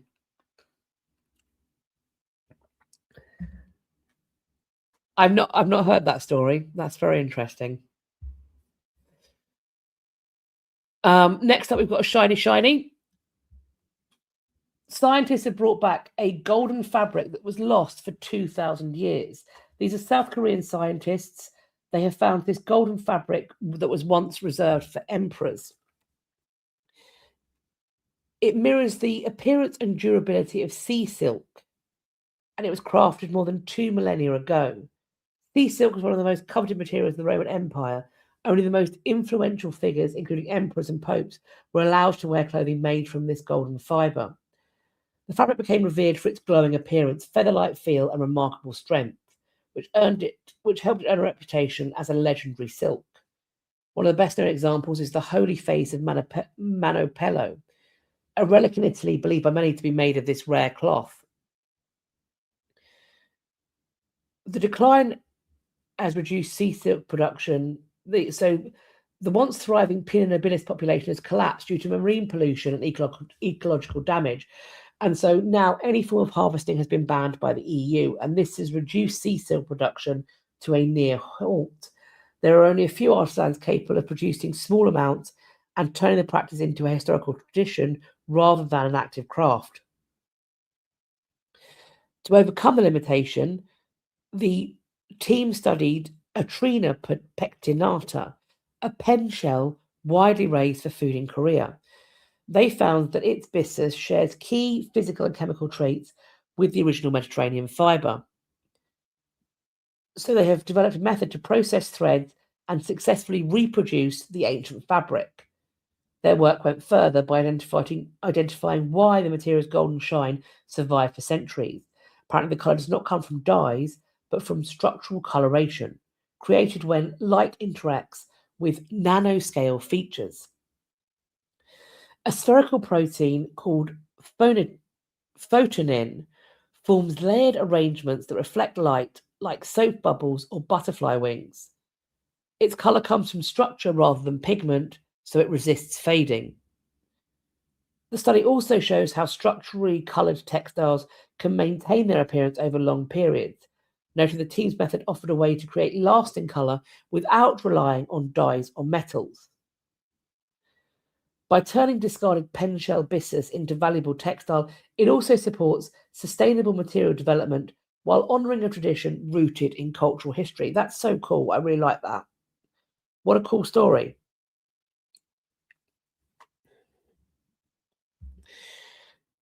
A lost grave of a Viking warlord has been discovered on the English coast. Ivar, also known as Ivar the Legless or Ivar the Dragon, was a formidable 9th century Viking warlord who established a ruling dynasty in Dublin. Despite his historical significance, his grave has never conclusively been identified. Only 16 pre-Viking and Viking Age monumental ship burials are currently known in the region. None has yet been confirmed in the UK. Ship burial is practiced by some early medieval cultures and mark of status and respect. The best known example is the Anglo-Saxon ship burial discovered at Sutton Hoo in Suffolk. Historians have long argued that Vikings not only raided but settled in Cumbria, a theory supported by the high concentration of Scandinavian place names across the county. In 2001, a BBC TV programme examined DNA samples from locations across England. Of all the sites tested, only Penrith in East Cumbria showed strong evidence of Norwegian Viking ancestry in the modern population. The first radiocarbon dated Viking longhouse in England was identified in Kentmere Valley in the 1980s. A small Viking cemetery was uncovered near Carlisle, and since the 2000s, metal detecting has begun to uncover more evidence. For example, the Bechemet hoard, which includes silver from the Carolingian Empire and coins originating in Baghdad. It's suggested that there's an area that forms a large Viking Age necropolis. In early 2025, a 50-metre long late Viking Age hall was identified near Wigton by a Cumbrian Heritage Agency. An even larger hall, measuring about 63 metres, has been detected south of Gosforth. Archaeologists say this to be the largest pre-Norman hall known in the UK and Ireland.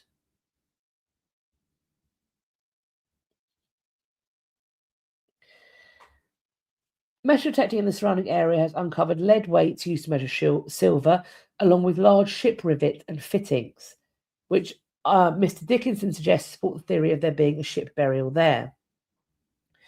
Some historians have placed Lakeland in Norway or Scotland. Mr. Dickinson argues instead that the Irish sources point to the eastern shores of the Irish Sea. I consider Ivor's home kingdom was in West Cumbria. It figures he would have been buried there at his death. He was a famous sea king with a reputation of crossing the Irish seas from Dublin to Dumbarton on the Clyde and way beyond. It also figures that he would have been given a pagan burial in a ship in a mound overlooking the sea.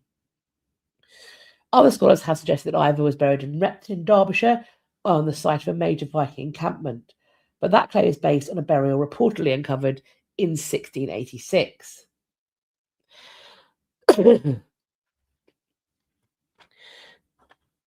I'm having a throat sweet. Apologies. My husband's just texted. I think this is based upon Abraham Lincoln, Vampire Hunter. His comment is, the battle elephant thing makes sense. Aren't vampires afraid of elephants? Abraham Lincoln, Vampire Hunter was a great film. I loved it. And next up, we've got this one. Now, there's a reason for all the gaps in this, and that is because all of the gaps are human remains. So I haven't shown them here. But they have found a trepan skull of a Viking Age era man in a mass grave. I'm sure many of us do know what trepanning is, but it's when you drill a borehole in the skull in the attempt to relieve pressure or potentially evil spirits.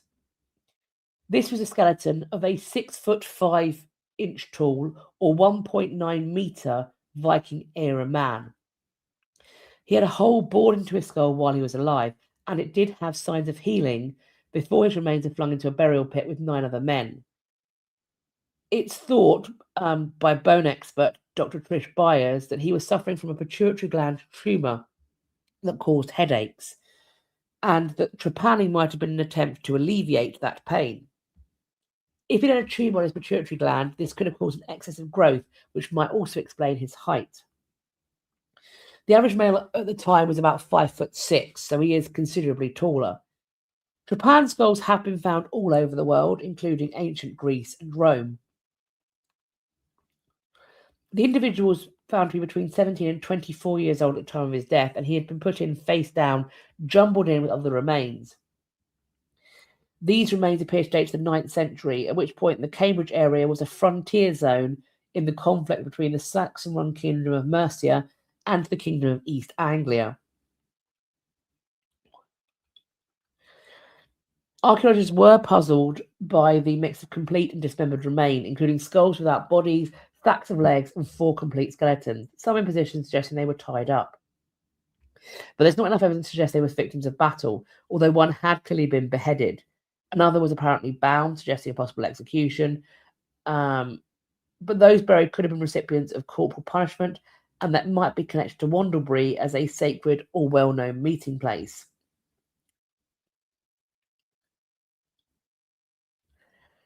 Post-excavation work on the remains would include DNA and isotopic work to investigate health, kinship, and ancestral links. They're also going to help establish whether there were remains of Viking invaders or whether they are Saxons. Tony Calladine, who is the East of England Regional Director of Historic England, said, quote, "The extraordinary discovery there speaks to the story of our nation and the lives of ordinary people living in turbulent times." This is also featured on Digging for Britain, and I'm sure you could, if you've got iPlayer, you can go and find it. It will be on iPlayer. It was on BBC Two on the 4th of February at 8 p.m. So I think it should still be there if it goes back again. Back that far.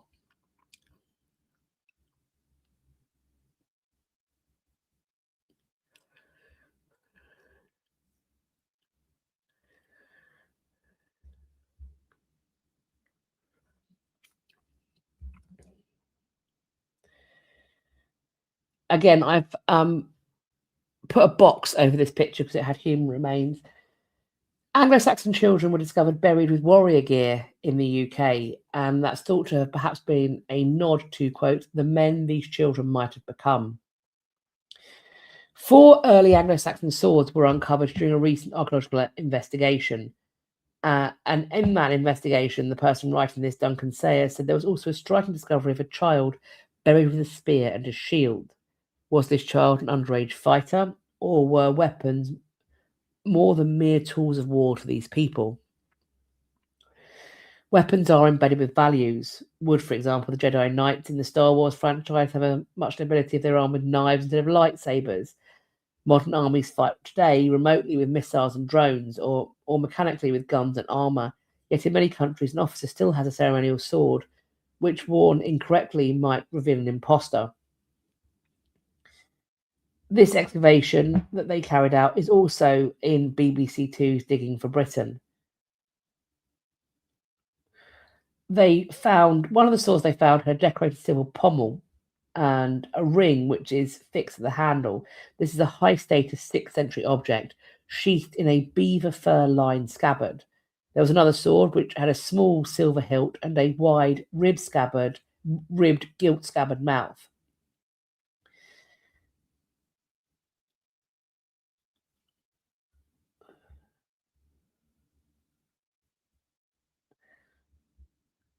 The earliest grave they found is one that other weapons graves used to guide their location, contained a man without metal artifacts or weapons. Weapon graves were more popular in the generations either side of the middle of the 6th century. So it's likely this person was buried before the fashion to dress to death with weapons was established. There was the further discovery of a 10 to 12-year-old child's grave with a spear and a shield. The child's curved spine made it unlikely he could have used these weapons comfortably. There was a second grave of a younger child containing a large silver belt buckle. It looks to have been far too large to be worn by the boy who was just 2 or 3 years old. Graves with objects like this usually belonged to adult men. Large buckles were a symbol of office in the later Roman and early medieval context, like the spectacular gold art examples that were found at Sutton Hoo. So while it's not saying that these ancient weapons are purely ceremonial, there are dents on shields, wear on bladed weapons that make it clear they were used for both practice and for conflict. But there is, on top of that, and two things can be right at once, that there is a way of using them ceremonially as well as them being used actually. Weapons in the graves were as much an expression of loss and grief as they were a physical statement about strength or masculinity and the male family. Even battle-hardened ancient warriors cried. They buried their dead with weapons like swords that told stories. The spear, shield, and buckles found in the little graves spoke of the men these children might have become.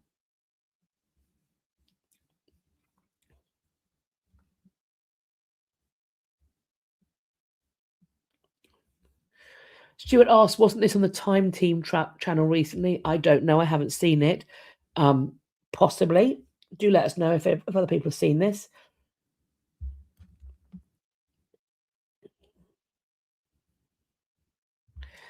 We have got a carved painted Zapotec tomb.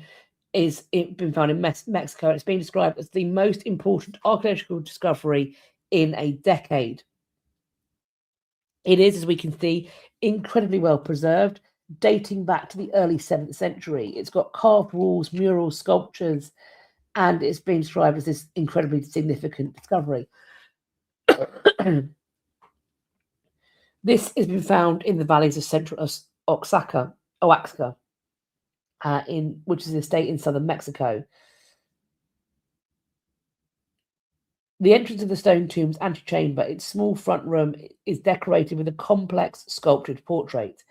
There's a large owl head protruding from the overdoor, its curved beak open, and inside its mouth is a sculpted painted face of a man wearing wide hooped earrings, presumably a lord of the community.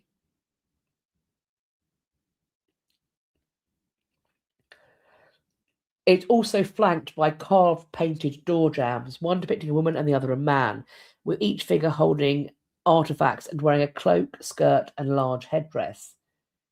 In the antechamber is another doorway leading to the burial chamber. Above the doorway is a frieze of engraved tombstones carved with calendrical names. The ancient Zapotec calendar is composed of 260 days divided into 20 months.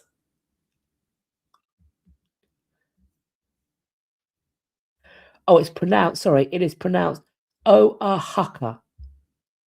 Thank you, Subi. So this is where it's found. The walls of the burial chamber are covered with murals. They're painted ochre, white, red, green, and blue. And they depict a parade of people walking towards the entrance of the tomb. They are carrying bags of copal, which is a resin from tropical trees that Mesoamericans commonly burned during ceremonies.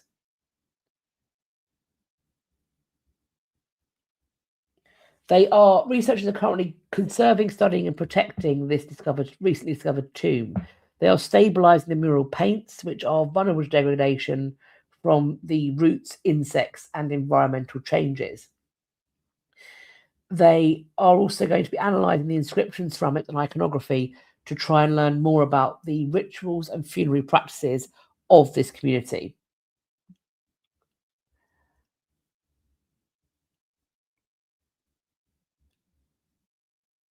I'm not sure if there is a plan to open it up to the public. I can't see that yet.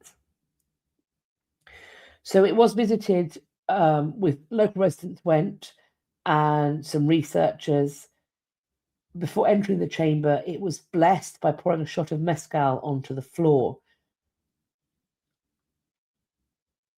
When they went in, apparently, one researcher raised their hands and asked permission of the wind, earth, and Zapotec to enter. So there's no discussion that I can see of a plan to open it up to the public yet. And so I'm assuming for that reason as well that they are keeping it pretty quiet as to where it is. But I mean, the carvings, as we can see in the images, they are incredible, and the detail is amazing. Brilliant. How cool is that? We have got a medieval aristocratic home that's been identified in Switzerland. Traces of the 14th century residence of the lords of Gelterkinden, known as the Weyer House, have been identified in northern Switzerland by researchers from Basel-Land Archaeology. They found a wall of the site previously in 1936, with additional sections being uncovered in 2021. But now they've identified the outline of the structure, which is nearly 46 feet wide and at least 60 feet long, as well as a moat that surrounded it. The lords of Gelterkinden are said to have built this home after abandoning the nearby Scheidig castle in 1320. This building that we're talking about here was eventually destroyed by fire in the 15th century and was described as a ruin in around 1540. So they have found it. Oh.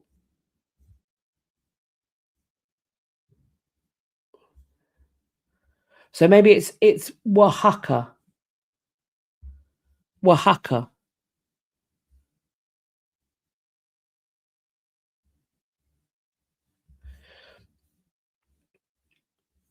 Oh, and Stuart says, I think this is the Time Team one.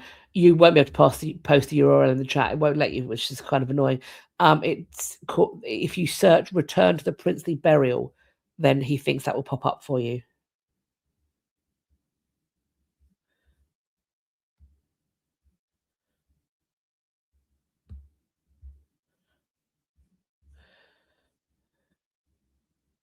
Venomous Care Bear says the wife says Oaxaca is correct.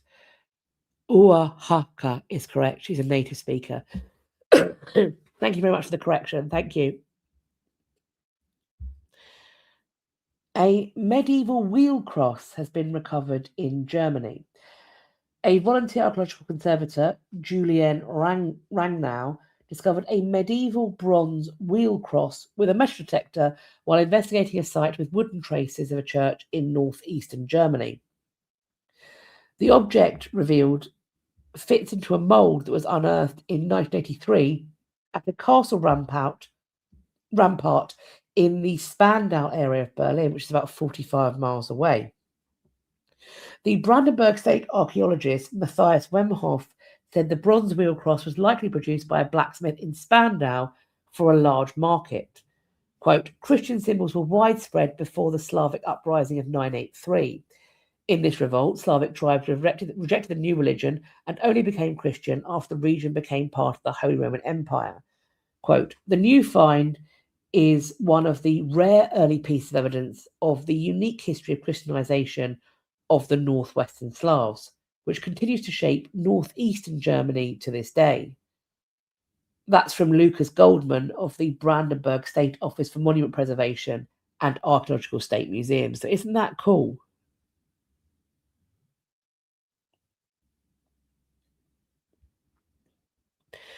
We are hopping over to the United States of America now. Soil from Washington's ancestral home has been taken to the US. A Tudor manor house in England with links to the first president is helping to mark the 250th anniversary of the Declaration of Independence. George Washington's great-grandfather left Solgrave Manor, Northamptonshire, to settle in the colony of Virginia in the 1600s. Americans regard George Washington as the, quote, father of the nation, we're told, a pivotal figure who helped to pave the way for the country to declare its independence from Britain in 1776. Soil from the grounds of Solgrave Manor has now been placed in a time capsule that will be installed beneath one of America's most iconic landmarks.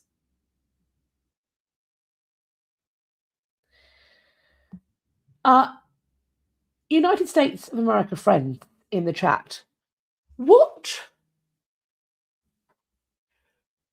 does this notion of ancestral soil evoke in you?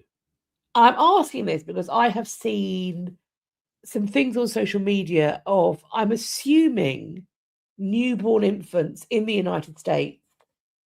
It'll be like born in California or born wherever, but the first soil she touches is Irish or Welsh or whatever, and they've brought like a Tupperware of grass.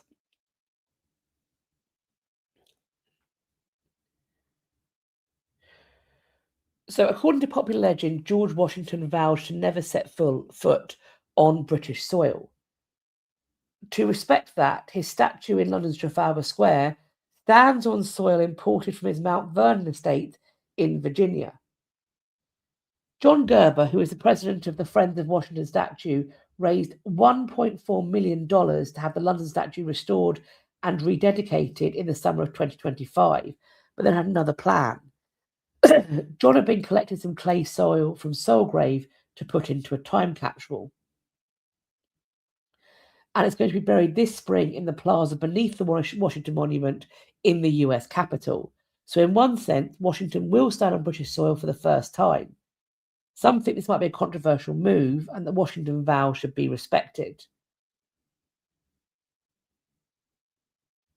They do point out that even after becoming president, he was very quick to work with Britain and said that everyone should be friendly and peaceful towards each other. The time capsule was presented to the US government in a special ceremony in Mount Vernon on the 7th of January, which was attended by our Deputy Prime Minister, David Lammy. Lammy said that Washington was a pioneer, a fighter, and a visionary. He was absolutely determined that the United States should be independent and free, and that is what he achieved. I think the idea of a time capsule is very beautiful because, of course, that is looking not just to the past, but to the future.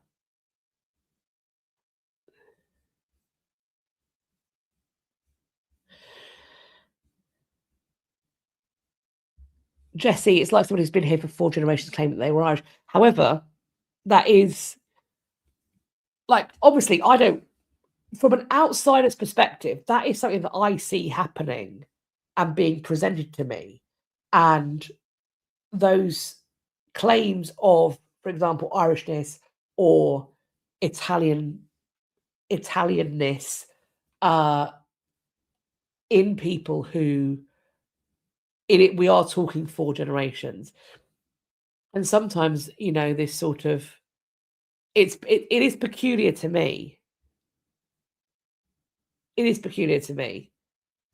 Fluffy Monkey, it sounds like people just romanticizing where the kid was born, but no, because they say born in Florida, but the first place they set foot is on Irish soil. So they've got a Tupperware box full of like grass and dirt, presumably that's been posted over from Cork or Cardiff or Edinburgh.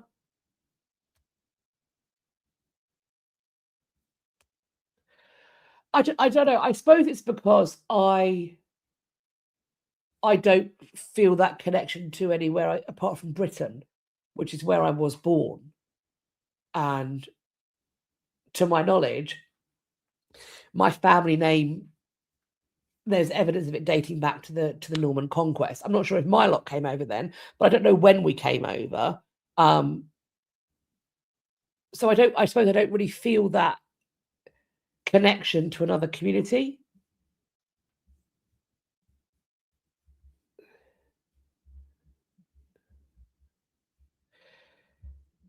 Lisbeth, there's an interesting 3-generation theory of immigrants, where the first generation that immigrates abandons their culture in order to integrate. The second generation grows up not knowing anything. Then the third generation rediscovers it and identifies with it.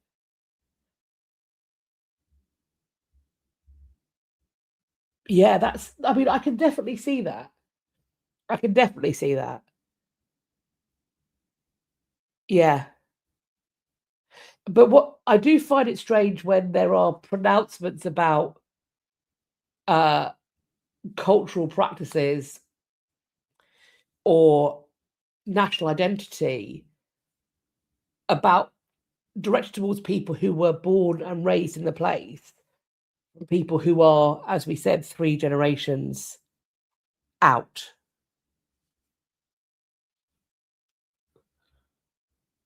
And I see it causing kind of conflict and contradictions frequently.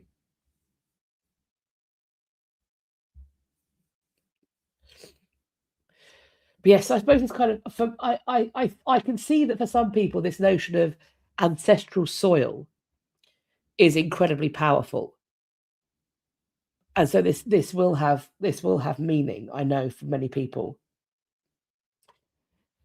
We have got a 17th century shipwreck popping up.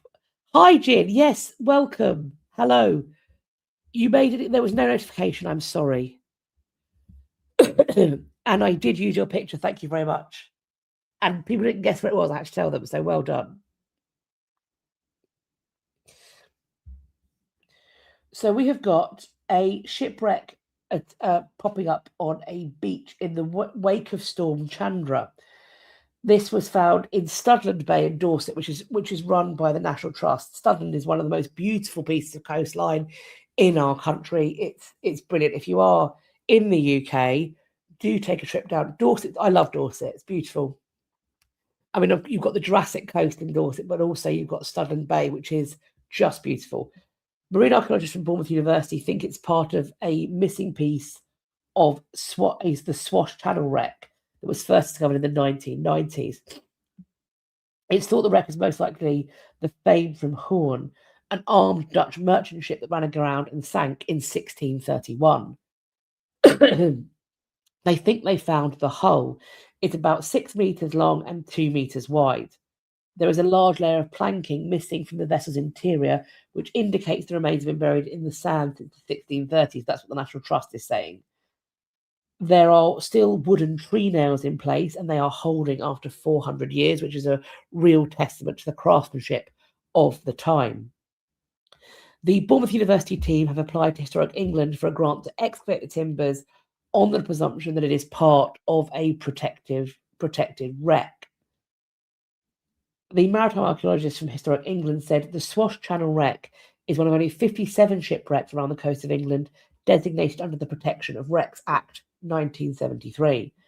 These wrecks have legal protection, meaning that any disturbance or interference is only permitted under an official licence. It's hoped the timbers revealed at Studland will join a collection currently being displayed at the Poole Museum. Until then, visitors have been urged to help protect the site by not touching the exposed timbers. The ship originally, the Fame of the Horn, was thought to be around 40 metres long, 10 metres wide, and 15 metres high. It could have carried more than 40 guns to defend itself against pirates. It's said that all 45 members of the crew abandoned ship safely when it grounded, but the wreck was soon looted by people in the area.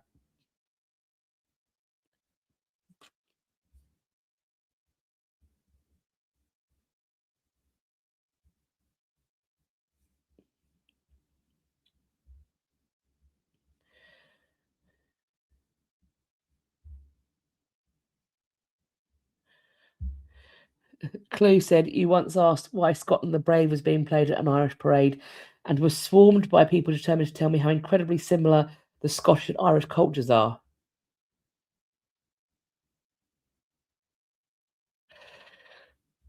Okay. Well, say that in a bar in Glasgow or in Cork.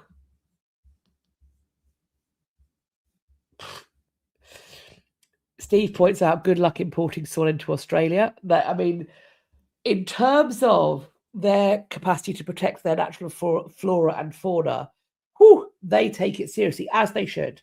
I mean, with that being said, maybe some disruption of their flora and fauna wouldn't go amiss, considering everything in Australia is actively trying to murder you at all times. I've never been to Australia. I would love to go, but I am utterly terrified of the fact that everything there wants you dead. I mean, the entire middle of the country just wants you dead. Every animal that you can come across either wants to give you chlamydia or make you dead. Terrifying. There is like nothing. Even our snakes here, they can't get you. Like a bee might sting you unless you're allergic. You're fine.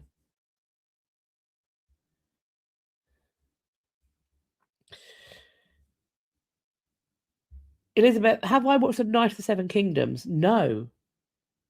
What's that? I haven't. Do you know? Honestly, apart from like Number Blocks, Bluey, and various Mickey Mouse based things, I have not watched TV.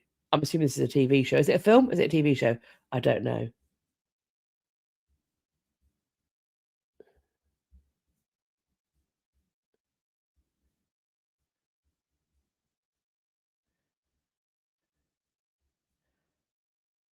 Oh, Stuart saying the Tory scene was amazing. It's got okay, all right. I'm about to have a look at this. The Night of the Seven Kingdoms. Okay, okay. I've not even seen any adverts for it. I've been living under a rock. Oh yeah, my husband points out the other thing we've been watching on loop is Wallace and Gromit. My eldest is absolutely obsessed with Wallace and Gromit. So we were out at a soft play, and he just turned to his friend and goes, "You better watch out, or I'm going to bang you up in the zoo, and you'll be there, literally doing bird." And I'm like, no one else watches stop motion the way you do, babe. No, he has no idea what you just said to him. He's confused, but he is laughing. So we'll carry on, shall we?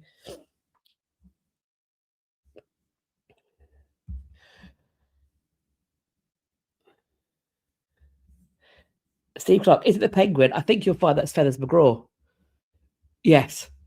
My God, Gabriel loves Feathers McGraw. Loves him. He loves the villain. He's a future Iago. That's what he is. He loves the villains. But they're more interesting. And as I'm pretty sure he's going to end up being an actor, of course he loves the villains. This is what my husband found. And he loves data. He loves it. Londoners used data to survive the Great Plague. So in 1665, when plague is sweeping through London, there is evidence to suggest that people aren't just praying or fleeing, they're checking the numbers. Kerry, my kids love Wallace and Gromit too. They started asking for cheese and snack. My husband gave my son moon cheese at the weekend. He was very excited, mostly because he'd wrapped a Freddo in it. So it was double cool. There is an exhibition at Young V&A on Wallace and Gromit, which I'll be taking the boy to. Kathleen, in my kid's room, there is a wanted, and we have got a metal wanted poster of Feathers McGraw. We're a Feathers McGraw family. What can I say? Cheese is a perfectly good snack. In fact, it's one of the first words my youngest uses. He goes, "Wow, cheese. And then we give him cheese and olives.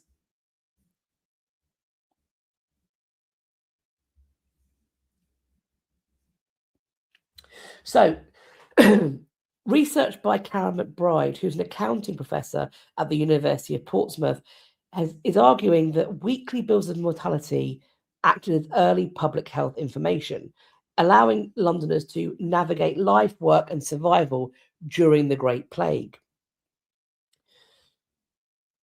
So she points out, what's interesting to me is the fact that Samuel Pepys, who I made a short video on yesterday, because today's his birthday.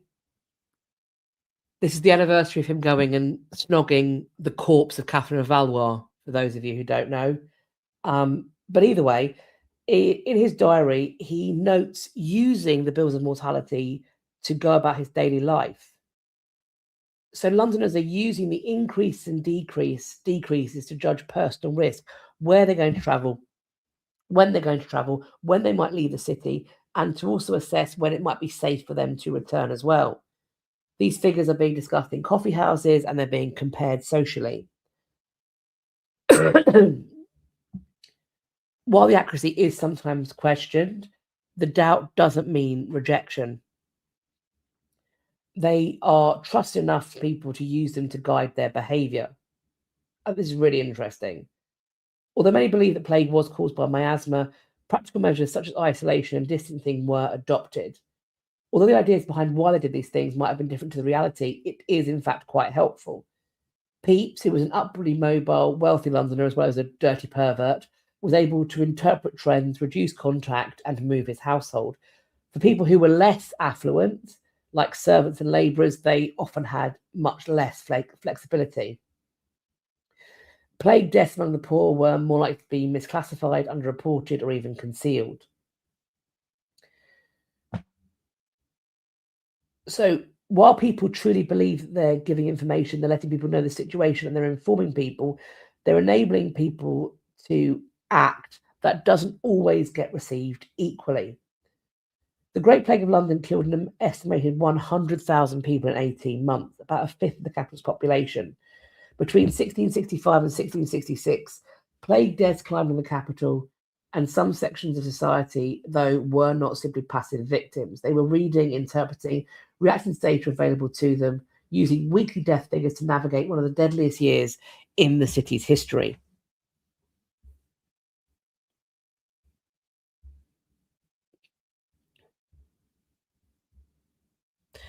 Jessie, I used to love buying the squeaky cheese. Oh my gosh, halloumi.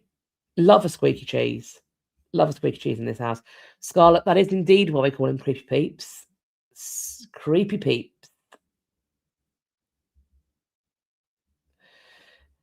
Elizabeth, My favourite paper title from my undergrad, Shut Up! Bubonic Plague and Quarantine in Early Modern England. That's a great title. Great title. He may have had dubious morals, but he was a very good naval administrator. I don't take that away from him. Great in the naval office. An absolute weapon in his home, in the chapel, and apparently in the abbey as well. Could not keep his sticky little hands to himself.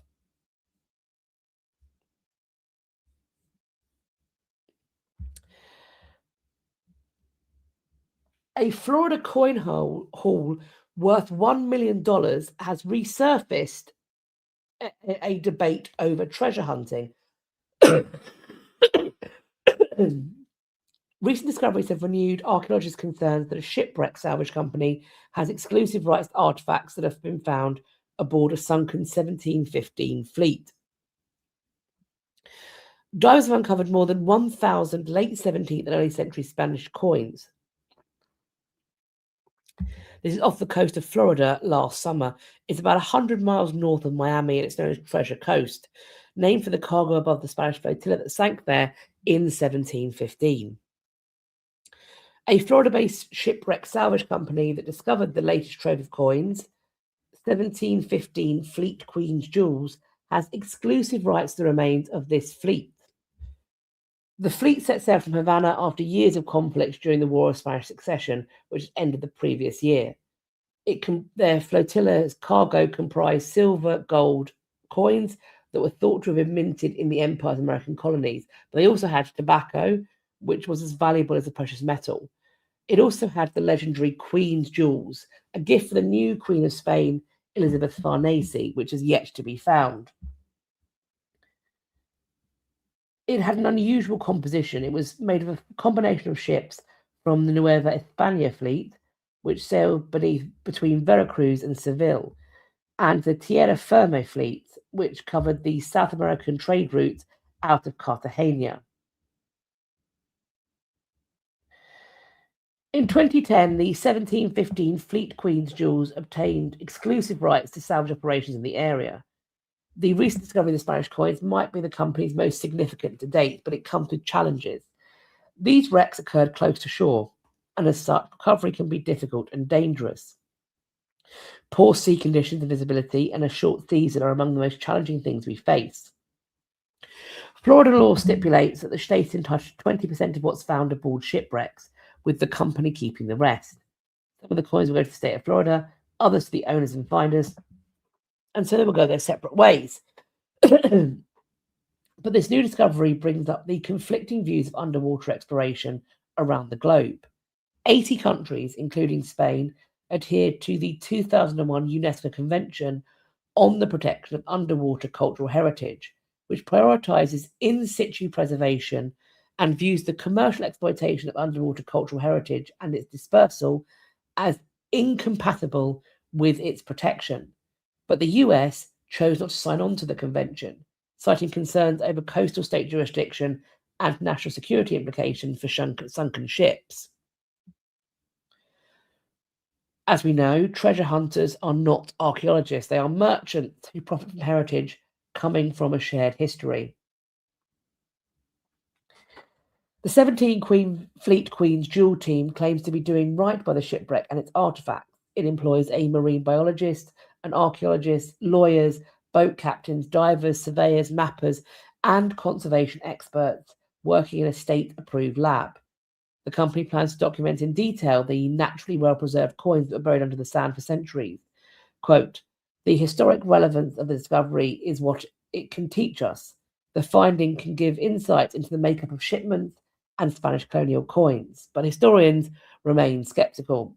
Treasure hunting has evolved, yet it's still focused on retrieving artifacts for a profit, while underwater archaeology preserves heritage and facilitates research. This extends to registering each finding before extraction, with private operations often keeping records confidential. In the meantime, the exploration of the 1715 shipwreck shows no sign of stopping. The team will continue on the trail to determine if these coin discoveries are part of a large deposit. And they plan to restart their search as early as May of this year.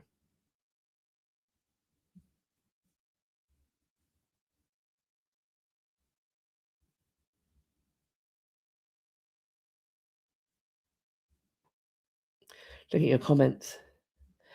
I have to say I am skeptical and concerned about the idea of treasure hunting for a profit. I don't see how that is a, in quotes, good thing for our global heritage. And I also have questions and concerns about the dispersal of these artifacts and where they might end up. I think if it's correct that they keep the way they find things confidential, it's also very concerning too. It's also, yeah, I don't love it. I don't love it. Here's an excellent. These are treasures that have been found on the HS2 route, which at some point allegedly might open, maybe. God knows, I can't keep track. So we have got, for example, a Roman coin that was unearthed. We have got the picture below is a French pipe. My face, hang on, let me hide my face. That is a pottery head. That's a pottery head detached from a Roman vessel.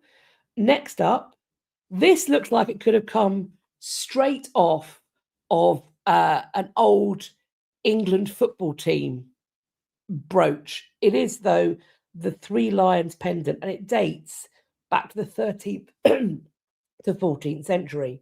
And they've got a map showing you the route that HS2 is supposed to take. We've also got, this is a Roman gladiator tag. They think if it had been complete, it would have read, Domine Victor Vincas Felix. Lord Victor, may you win and be lucky. Then beneath it, we've got a decorated Anglo-Saxon spindle whirl that was used to provide weight while spinning yarn. Isn't that incredible? And I'm just going to hide the comments quickly because we've also got a dice, a medieval die here, a polished die. Isn't that cool? Medieval. And we have got a complete figurine of a seated pug dog, thought to have been made in the Derby porcelain factory around 1770 to 1800. And then beneath it, I think people spotted it, some 19th century gold dentures. A set of lower gold dentures found at St Mary's Old Church in Stoke Mandeville. It's got 6 teeth and has a number stamped inside. Now, I don't believe those are human teeth. I don't believe they're human teeth on the bridge. Happy to be corrected. But that's why I've shown it. I also think the bridge work is incredible. Neil Redfern, who's from the Council of British Archaeology, said the scale is what makes it so extraordinary. The length of the scheme and the landscapes and places that HS2 passed through is what makes the collection of sites and materials so interesting. The research potential from this material is remarkable. He thinks these finds can help people understand the wider landscape, how it changes now and in the past. The future of the item, though, is less clear. A spokesperson for HS2 explained that under English property law, these finds that are made during works either belong to the government or the landowners. Landowners may wish to retain title to object, in which case they will be returned to their care. The archive manager for the project said she and her team were asking landowners to donate them where possible so that people around the route could enjoy them. She would love to see the majority of these items deposited with local museums from near to where they were found. Aren't they cool?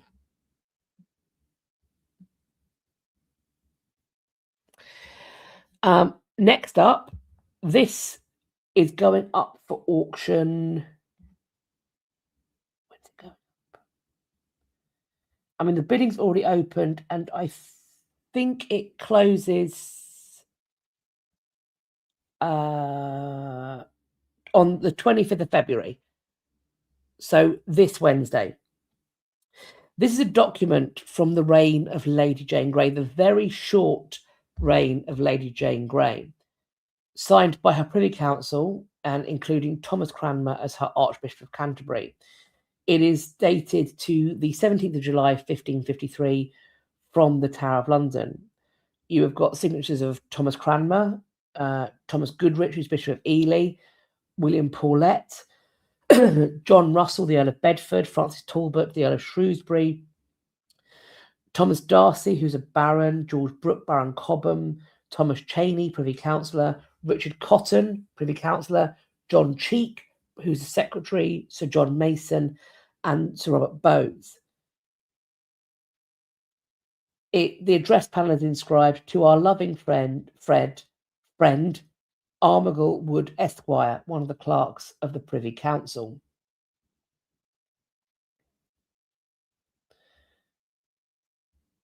It's obviously an incredibly rare survival.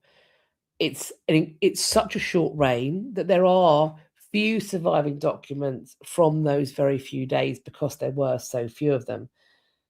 And it's capturing this regime's effort to assert its authority just 2 days before its collapse, at which point the Privy Council would just turn around and declare Mary Tudor as Queen. So it's up for sale, and when I get an update on how much it's sold for, I will, of course, update you. Now, February, as I'm aware, in the US is Black History Month. Over in the UK, we recognise that in October. This is an article about the first Black History Month, February 1926. The eminent Black scholar Carter G. Woodson, who is known as the, quote, father of Black history, founded the celebration. And he called on communities across the United States to observe a week-long celebration of Black history. He urged members of the public to ask, quote, every church, school, lodge and club in their locality to host talks and events. Request that libraries stock up on, quote, books, setting forth dispassionately what the, in his words, Negro has thought and felt and attempted and accomplished. He talks about the preservation of these records as not the duty of one man, not the duty of any particular group of men. It is the duty of us all. His call to action marked the first, what he called Negro History Week, a precursor to today's Black History Month. It debuted at a time when few scholars viewed Black history as worthy of study. One curator at the Smithsonian's National Museum of African American History and Culture says in an email, Woodson was often confronted with the bigotry of the historical profession, the near absence of African Americans in history books, or where present, only as never having made meaningful contributions to history.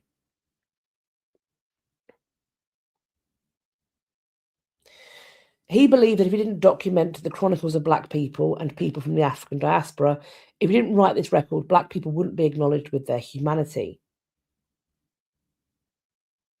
He grew up as a child in the Jim Crow South and was therefore rarely able to attend school.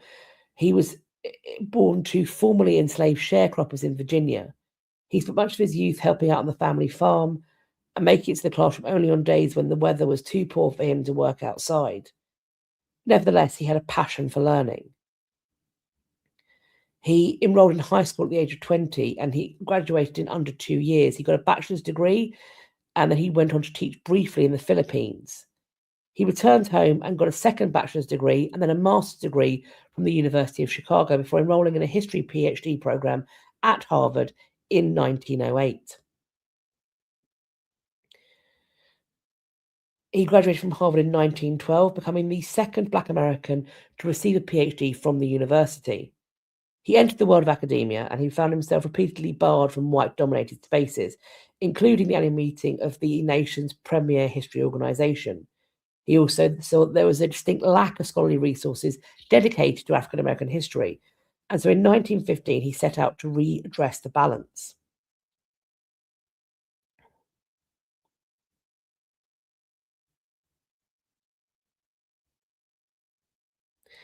He believed there can be no celebration without education. He felt that eventually there will be no need for this History Week because Black history will be studied alongside other history. By the 1940s, the celebrations have become increasingly sophisticated and well attended. He died in 1950 at the age of 74, and his celebration was celebrated as a crowning achievement. An erstwhile colleague of Woodstock, Du Bois, wrote, "I know of no one man who in his lifetime has, unaided, built up such a national celebration." You can learn about his legacy if you visit the Carter G. Woodson Home, a National Historical Site that is in Washington, D.C., which is going to reopen later this year. You can also find out more about the father of Black history at sites along the US Civil Rights Trail, including the National Museum of African American History and Culture. And what's that word say? What's that word say? It's very blurred on my screen. It's a college in Kentucky. I can't read the first word, unfortunately.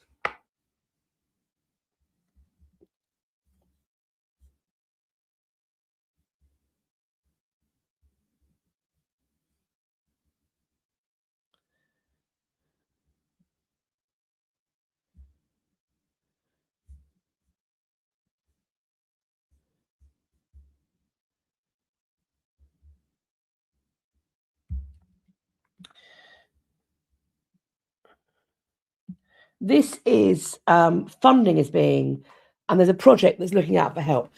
This is about rediscovering.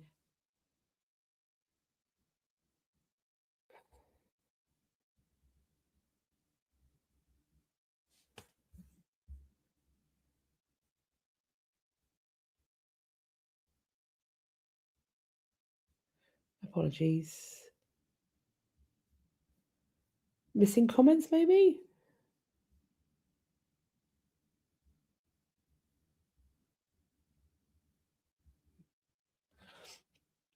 So this is about rediscovering Tavistock Abbey. It's a now fully funded project as they've got the award of a £249,226 grant from the National Lottery Heritage Fund. They also had a grant from Historic England secured. This Tavistock Abbey was founded in 974 AD, and it's one of Devon's most significant medieval religious foundations. For more than 5 centuries, it influenced spiritual, political, and economic life of the region. The funding they've got will enable heritage conservation, archaeological investigation, community archaeology digs, research projects, and new interpretation to help residents and visitors understand the Abbey's physical footprint. It's not simply about conserving stone, it's about revealing context, about asking better questions. So this is really important for the site, but also for the wider community. So between now and March 2026, they're going to be finalising detailed plans, procurement, and programme scheduling. If you want to keep up with what's going on with finding this abbey, then you can go to and there's also going to be community participation opportunities and key milestones. Then do go and check out this website, but also they have got a volunteering page. So if you go to this, you can click on it, and then you will be able to sign up as a volunteer if you are about in the area where you and you would like to do some stuff. That's what it was. Yes, Berea College. That's what it reads. Thank you very much.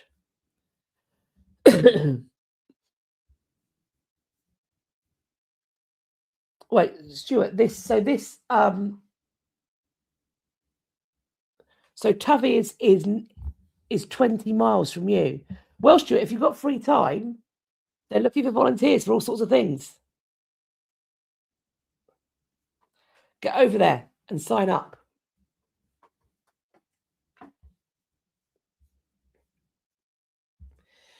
Now, right, this one I'm confused about. So I'm going to read you 2 separate texts, one on this page, one on the next page. The Guardian is reporting the British Museum has removed the word Palestine from some displays. It says they provided labelling on maps and panels saying the term was used inaccurately and is no longer historically neutral. The article points out that concerns were recently raised by UK lawyers for Israel and a voluntary group of solicitors about references to Palestine in displays covering the ancient Levant and Egypt, which risk, quote, obscuring the history of Israel and the Jewish people. In a letter to the museum's director, Nicholas Cullinan, the group wrote, quote, applying a single name Palestine retrospectively to the entire region across thousands of years erases historical changes and creates a false impression of continuity. It also has the compounding effect of erasing the kingdoms of Israel and Judea, which emerged from around 1000 BC, and the reframing of the origins of the Israelites and the Jewish people as erroneously stemming from Palestine. They said the chosen terminology implies the existence of an ancient and continuous region called Palestine. It asked the museum to review its collections and revise terminology so relevant regions are referred to as Canaan, the kingdom of Israel, or Judah or Judea, depending on the period or periods described. Several displays have been updated. The museum has said these changes were made last year after feedback and audience research. The museum has said that, quote, while the term Palestine was well established in Western and Middle Eastern scholarship as a geographical and neutral designation for the southern area of the Levant since the 19th century, it recognised the term no longer holds a neutral designation and may be understood in reference to a political territory. A spokesperson, I'm assuming from the museum, added, quote, for the Middle East galleries, for maps showing ancient cultural regions, the term Canaan is relevant for the southern Levant in the later second millennium BC. We use the UN terminology on the maps to show modern boundaries, for example, Gaza, West Bank, Israel, Jordan, and refer to Palestinian as a cultural or ethnographic identifier where appropriate. There has been a change.org petition calling for this to be reversed. 5,000 people have signed.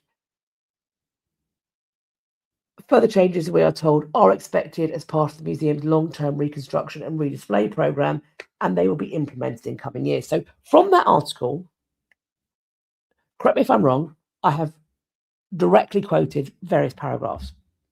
From that article, it is saying that this change was suggested and museum spokespeople are agreeing that it's happened and it's already happened. So why I am confused is because this is from a day before this article went out, just so we're clear. No, a day after this article went out. So this statement is a day after this article goes out. And the statement reads simply, quickly, it has been reported the British Museum has removed the term Palestine from displays. It is simply not true. We continue to use Palestine across a series of galleries, both contemporary and historic. So that dates the 16th of February. And I believe this article went out on the 15th. So I can't tell you, I haven't been to the museum since this, and I'll be honest with you, I probably couldn't tell you what's been changed because I don't know the panels that well. I have no idea. It says that a spokesperson, the Guardian says a spokesperson from the museum talked about this. The museum's saying it's not true. Literally no idea what to tell you. I find this mixed messaging confusing. Fluffy Monkey suggests that maybe this is about them saying they changed it in some places but not others. It's a tricky use of language. Well, in which case, if that's the case, explain why. Explain why and where.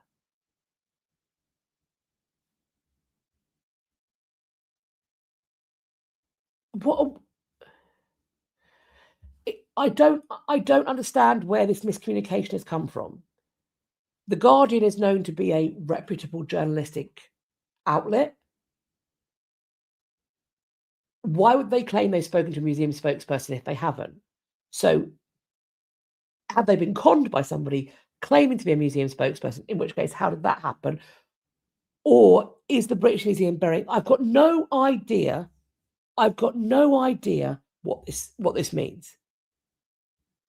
But the confusion around the messaging here and the lack of clarity is not doing anyone or any institution a service, in my opinion.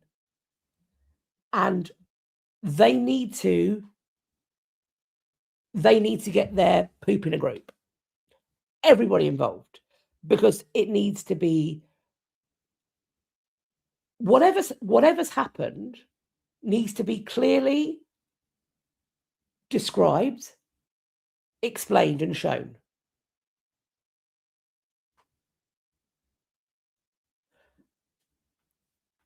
When there's an update, I'll let you know. I can provide you with no further information apart from to go, what is going on here and why? Why is this what's happening?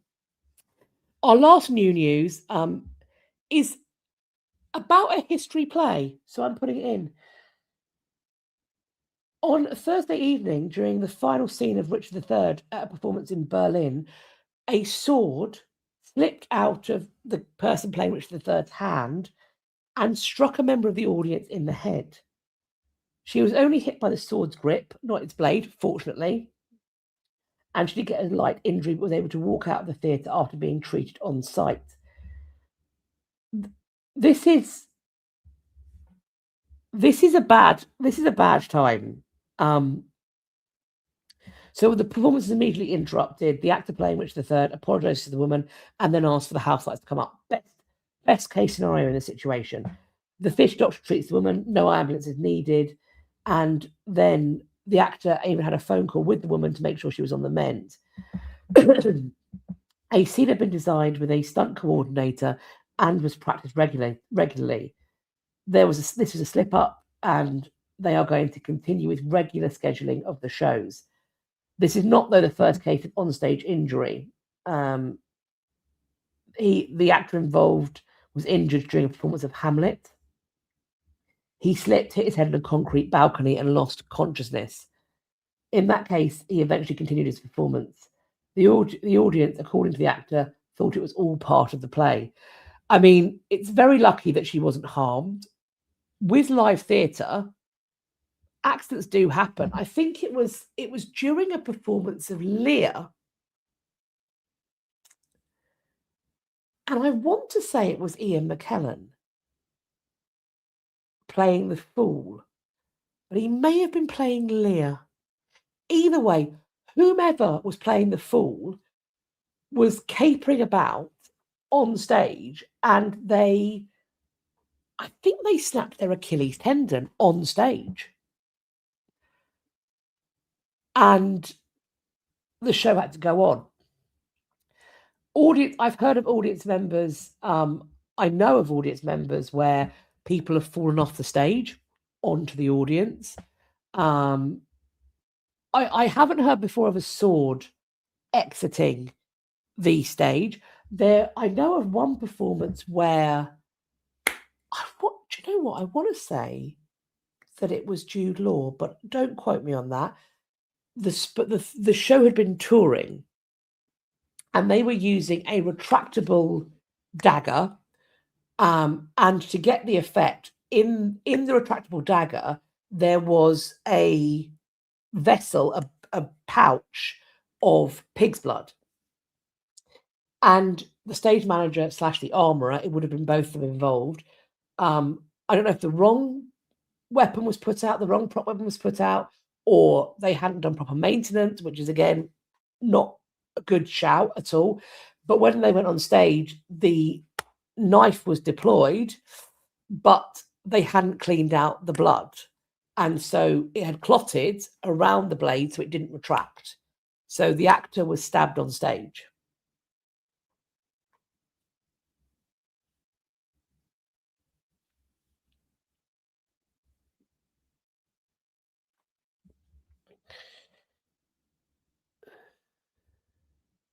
Yeah, Julesy, I think the audience thought it was part of the play when the actor banged his head and lost consciousness in Hamlet, rather than the sword going out. They would have known that wasn't part of the play because he asked for the house lights to come out. Venomous Care Bear, Tom Hiddleston's sword snapped and the blade went into the audience in Coriolanus at Donmar. Didn't hit anyone, so they kept going, look, yeah, that's that's really dangerous. That's really scary. It's, there are so many things on a stage that can go wrong. Like, you have got, just above your head, you have got hundreds of pounds worth, like weights worth of lights. If one of those comes loose, if that system fails, you aren't walking away from that in any way. You have got movable scenery, you've got stage weapons, you've got costumes that get in your way that you trip up, and also you're just so full of adrenaline that you do everything at 100%. So yes, it's yeah.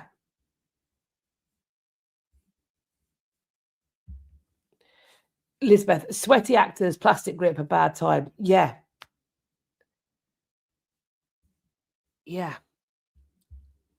So that's a dangerous history play moment. And now we're going on to our one ding dong that we have, and it is tourists behaving badly at an Italian church. This is a church. It looks beautiful. It's in the Dolomites. Wonderful.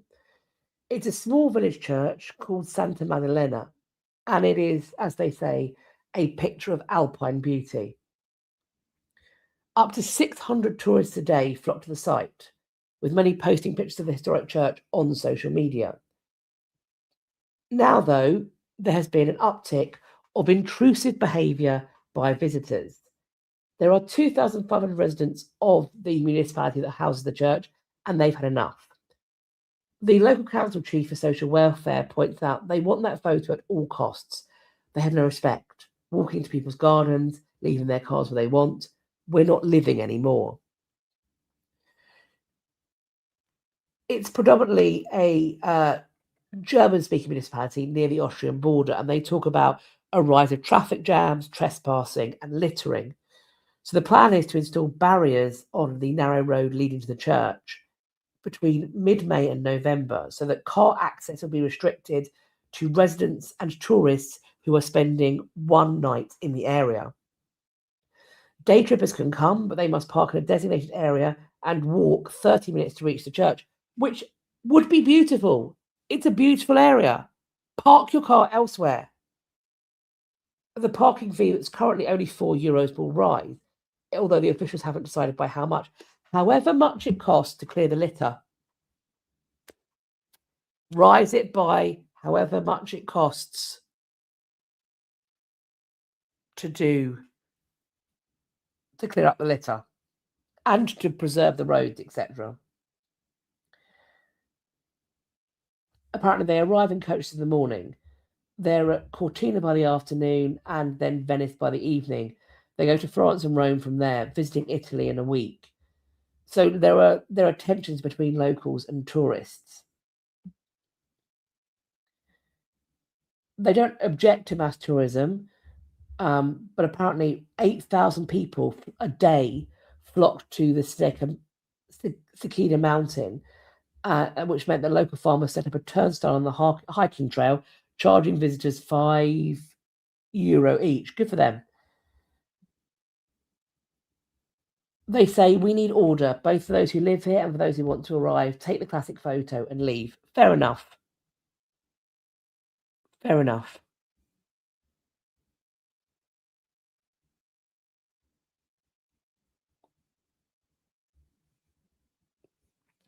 Stuart, you do. I also used to do a HEMA. Yeah, protective gear. Even a foiled sword. I mean, depending on which version of HEMA and which group you fight with, but the foiled weapons we were fighting with were £3.5 to £4.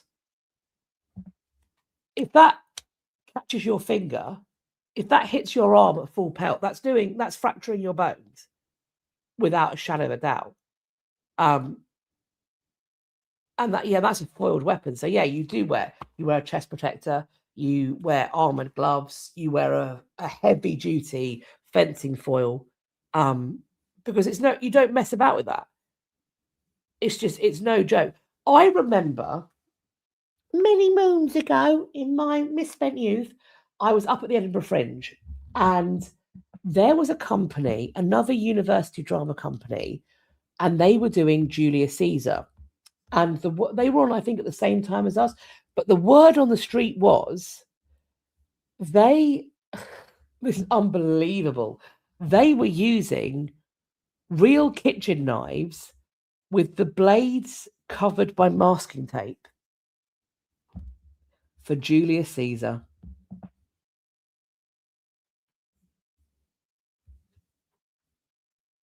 Wild behavior.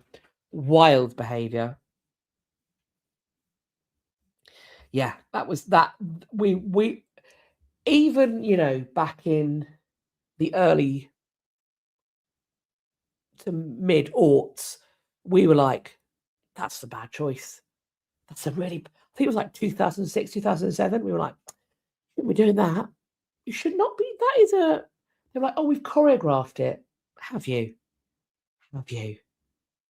Absolutely not. Absolutely not. Julesy talking about this church. What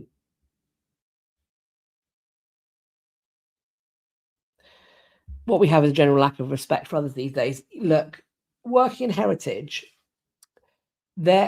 since the pandemic, there has been a general shift in behavior that has been quite startling for everybody who works in heritage. And this is just one aspect of it. But there should be no problem with the walk. I mean, my husband pointed out, look at Corfe Castle.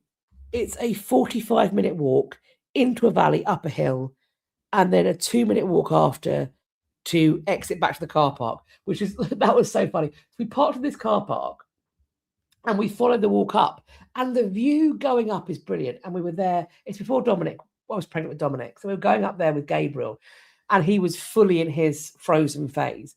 So as we round past the trees and he looks up at Corfe Castle, this child screams at the top of his lungs, Elsa!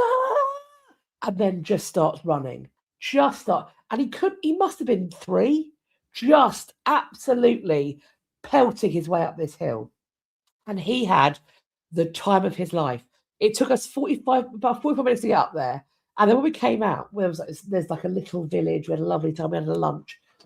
And we came out and we just suddenly walked back out. And I'm like, the car park is here.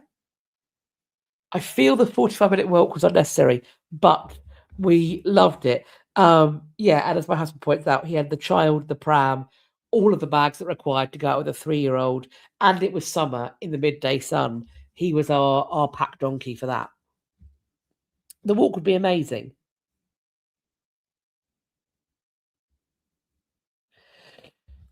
Jessie, I'm going to put it to you this way. Many of you know that I do costume interpretation. Since the pandemic, like there was people behave weirdly to people in costume, right? So before the pandemic, I have been touched inappropriately. I did have somebody come up to me and run their finger across my neck and talk about how it wasn't safe for Tudor ladies, and I had such a pretty little neck, which did make me want to vomit in my mouth. But since the pandemic, there have been times where I've been threatened with being punched in the face.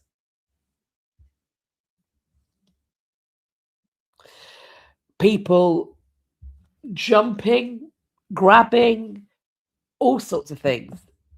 Utterly wild behavior.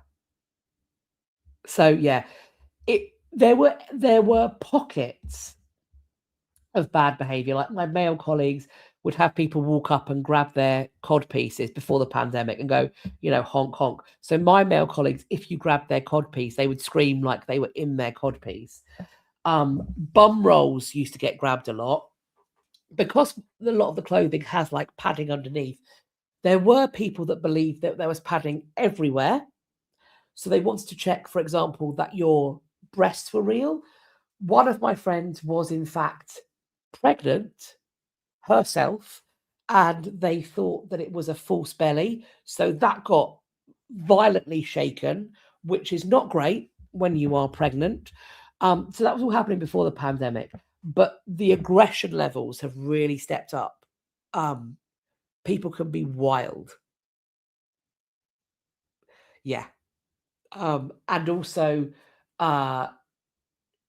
just like spatial awareness,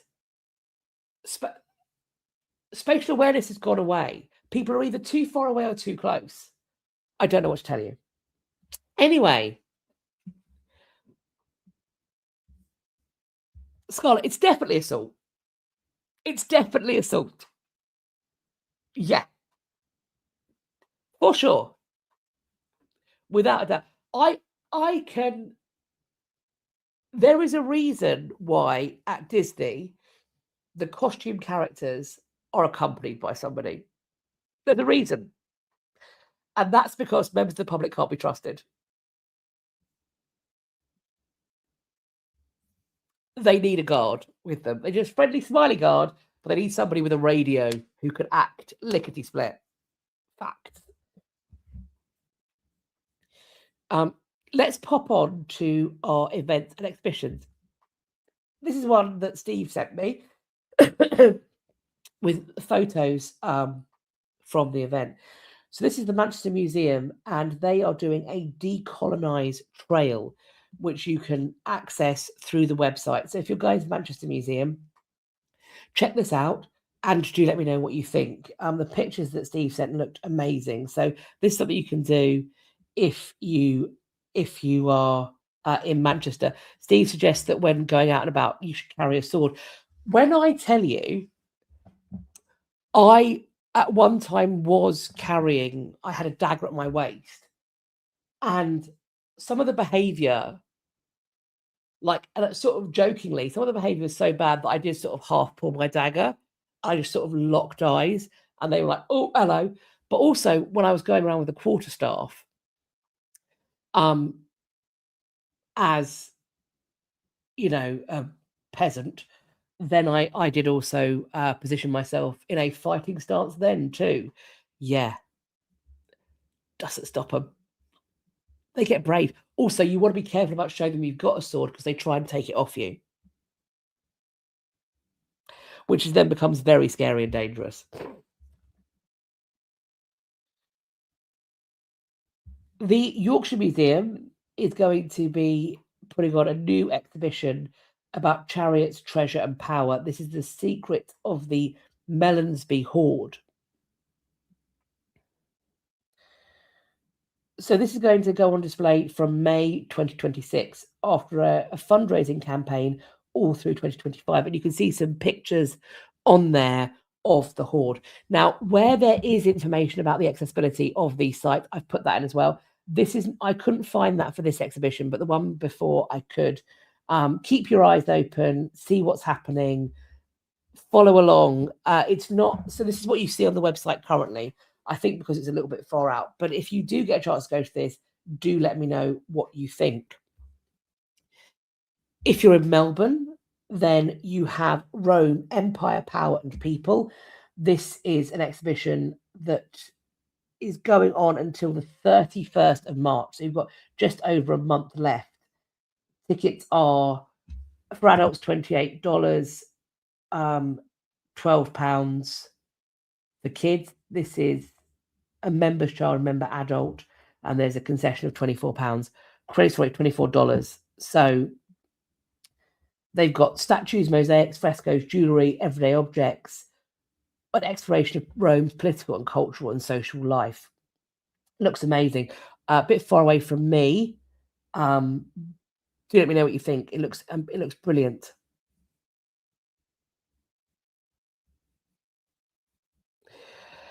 Stuart, it was not a bollock dagger. It had larger quillions than that, but they are also pretty cool. A hat pin would be great too.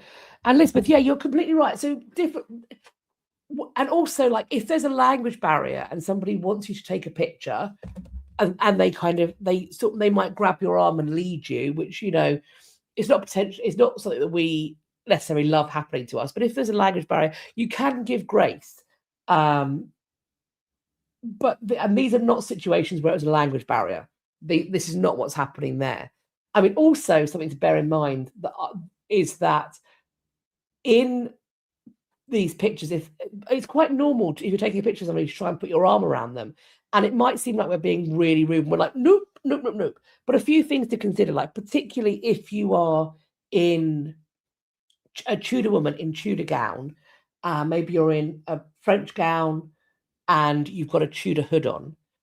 Something to remember is that hood is being held on by a long, straight, sharp pin and a prayer, pretty much. But the front of your gown is pinned in place with uncapped straight pins.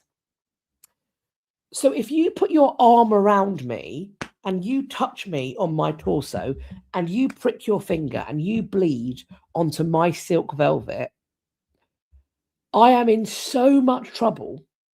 This is the definition of more than dry clean only. That is a garment being deconstructed and then reconstructed again.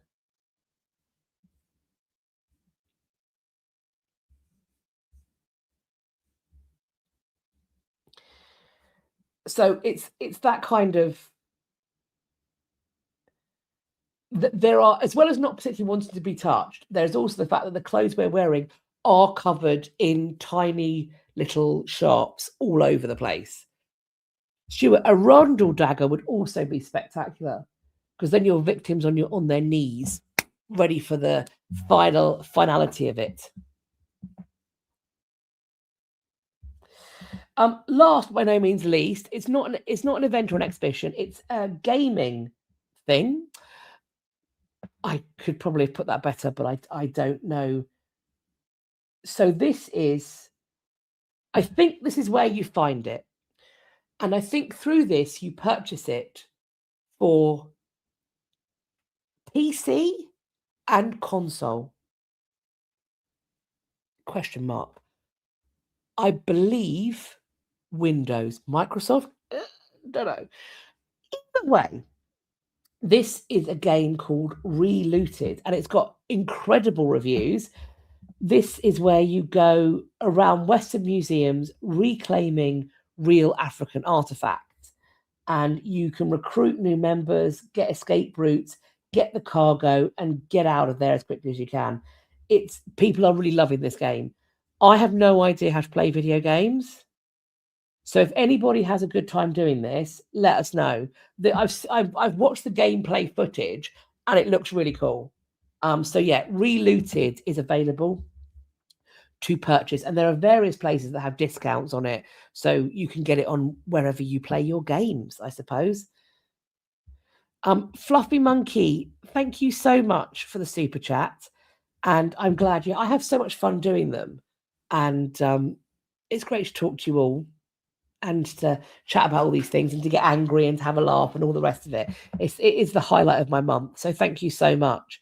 Jessie, yes, this is the Steam page for it. So Steam is the gaming publisher and it's for Windows PC. It's also though on a console. PlayStation? Mega Drive?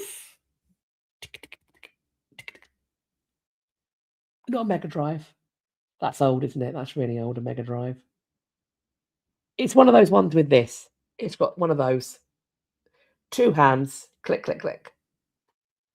Oh my gosh, I sound... PlayStation is a console? I think it's on PlayStation as well. I think so. I could be wrong. Clearly, I'm doing this to designate it's a console, and I referred to it as a Mega Drive, which I'm aware is a Sega thing from when I was a kid. I don't think they still have those. I am so sorry. I don't know. I don't know anything about this, but this game looks amazing. So let me know what you think of it if you get a chance to play it. And we've got people talking about the Kathleen. So it's $13.49 on Steam. Sounds like a fun way to spend some time. How long does it take to play through a game? Is this one of those? Ah, Jessie, yes. Well, those would be controllers, and you can use them on PC as well. Good. Okay. You know when you have like a lot of knowledge about one area, and it just means that there are entire black holes in other cultural landscapes. And gaming is just one of those places for me. Like, I play games on my phone, and I get that, but literally everything else.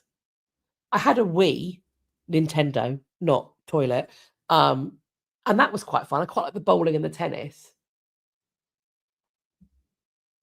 Oh, okay. There we go. Thank you, Donald. It's on Xbox, not PlayStation. I forgot there was another one. Xbox is Microsoft as well. Okay, there we go. 13.49 GB pounds. So Xbox and PC. We got there in the end, friends. I apologise. I'm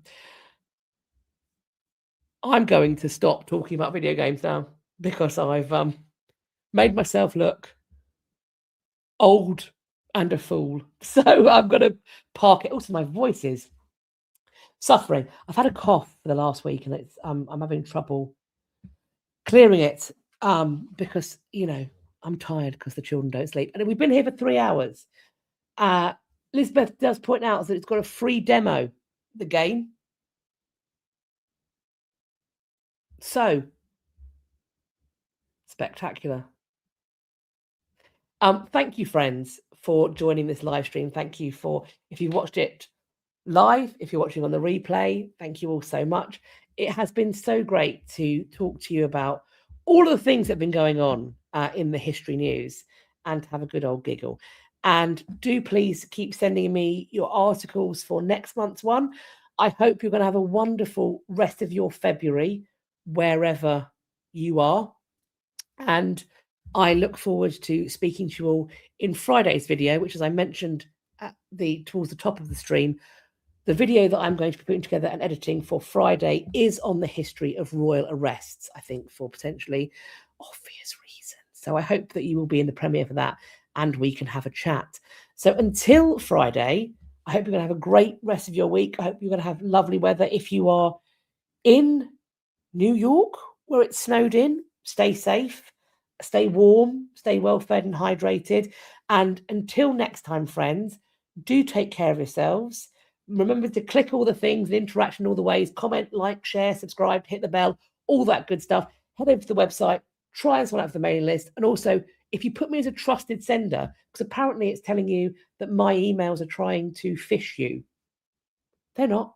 I'm not doing that. So if you can maybe add me as a trusted sender, it might not hide me from you. So until Friday, do take care of yourselves and have a brilliant time.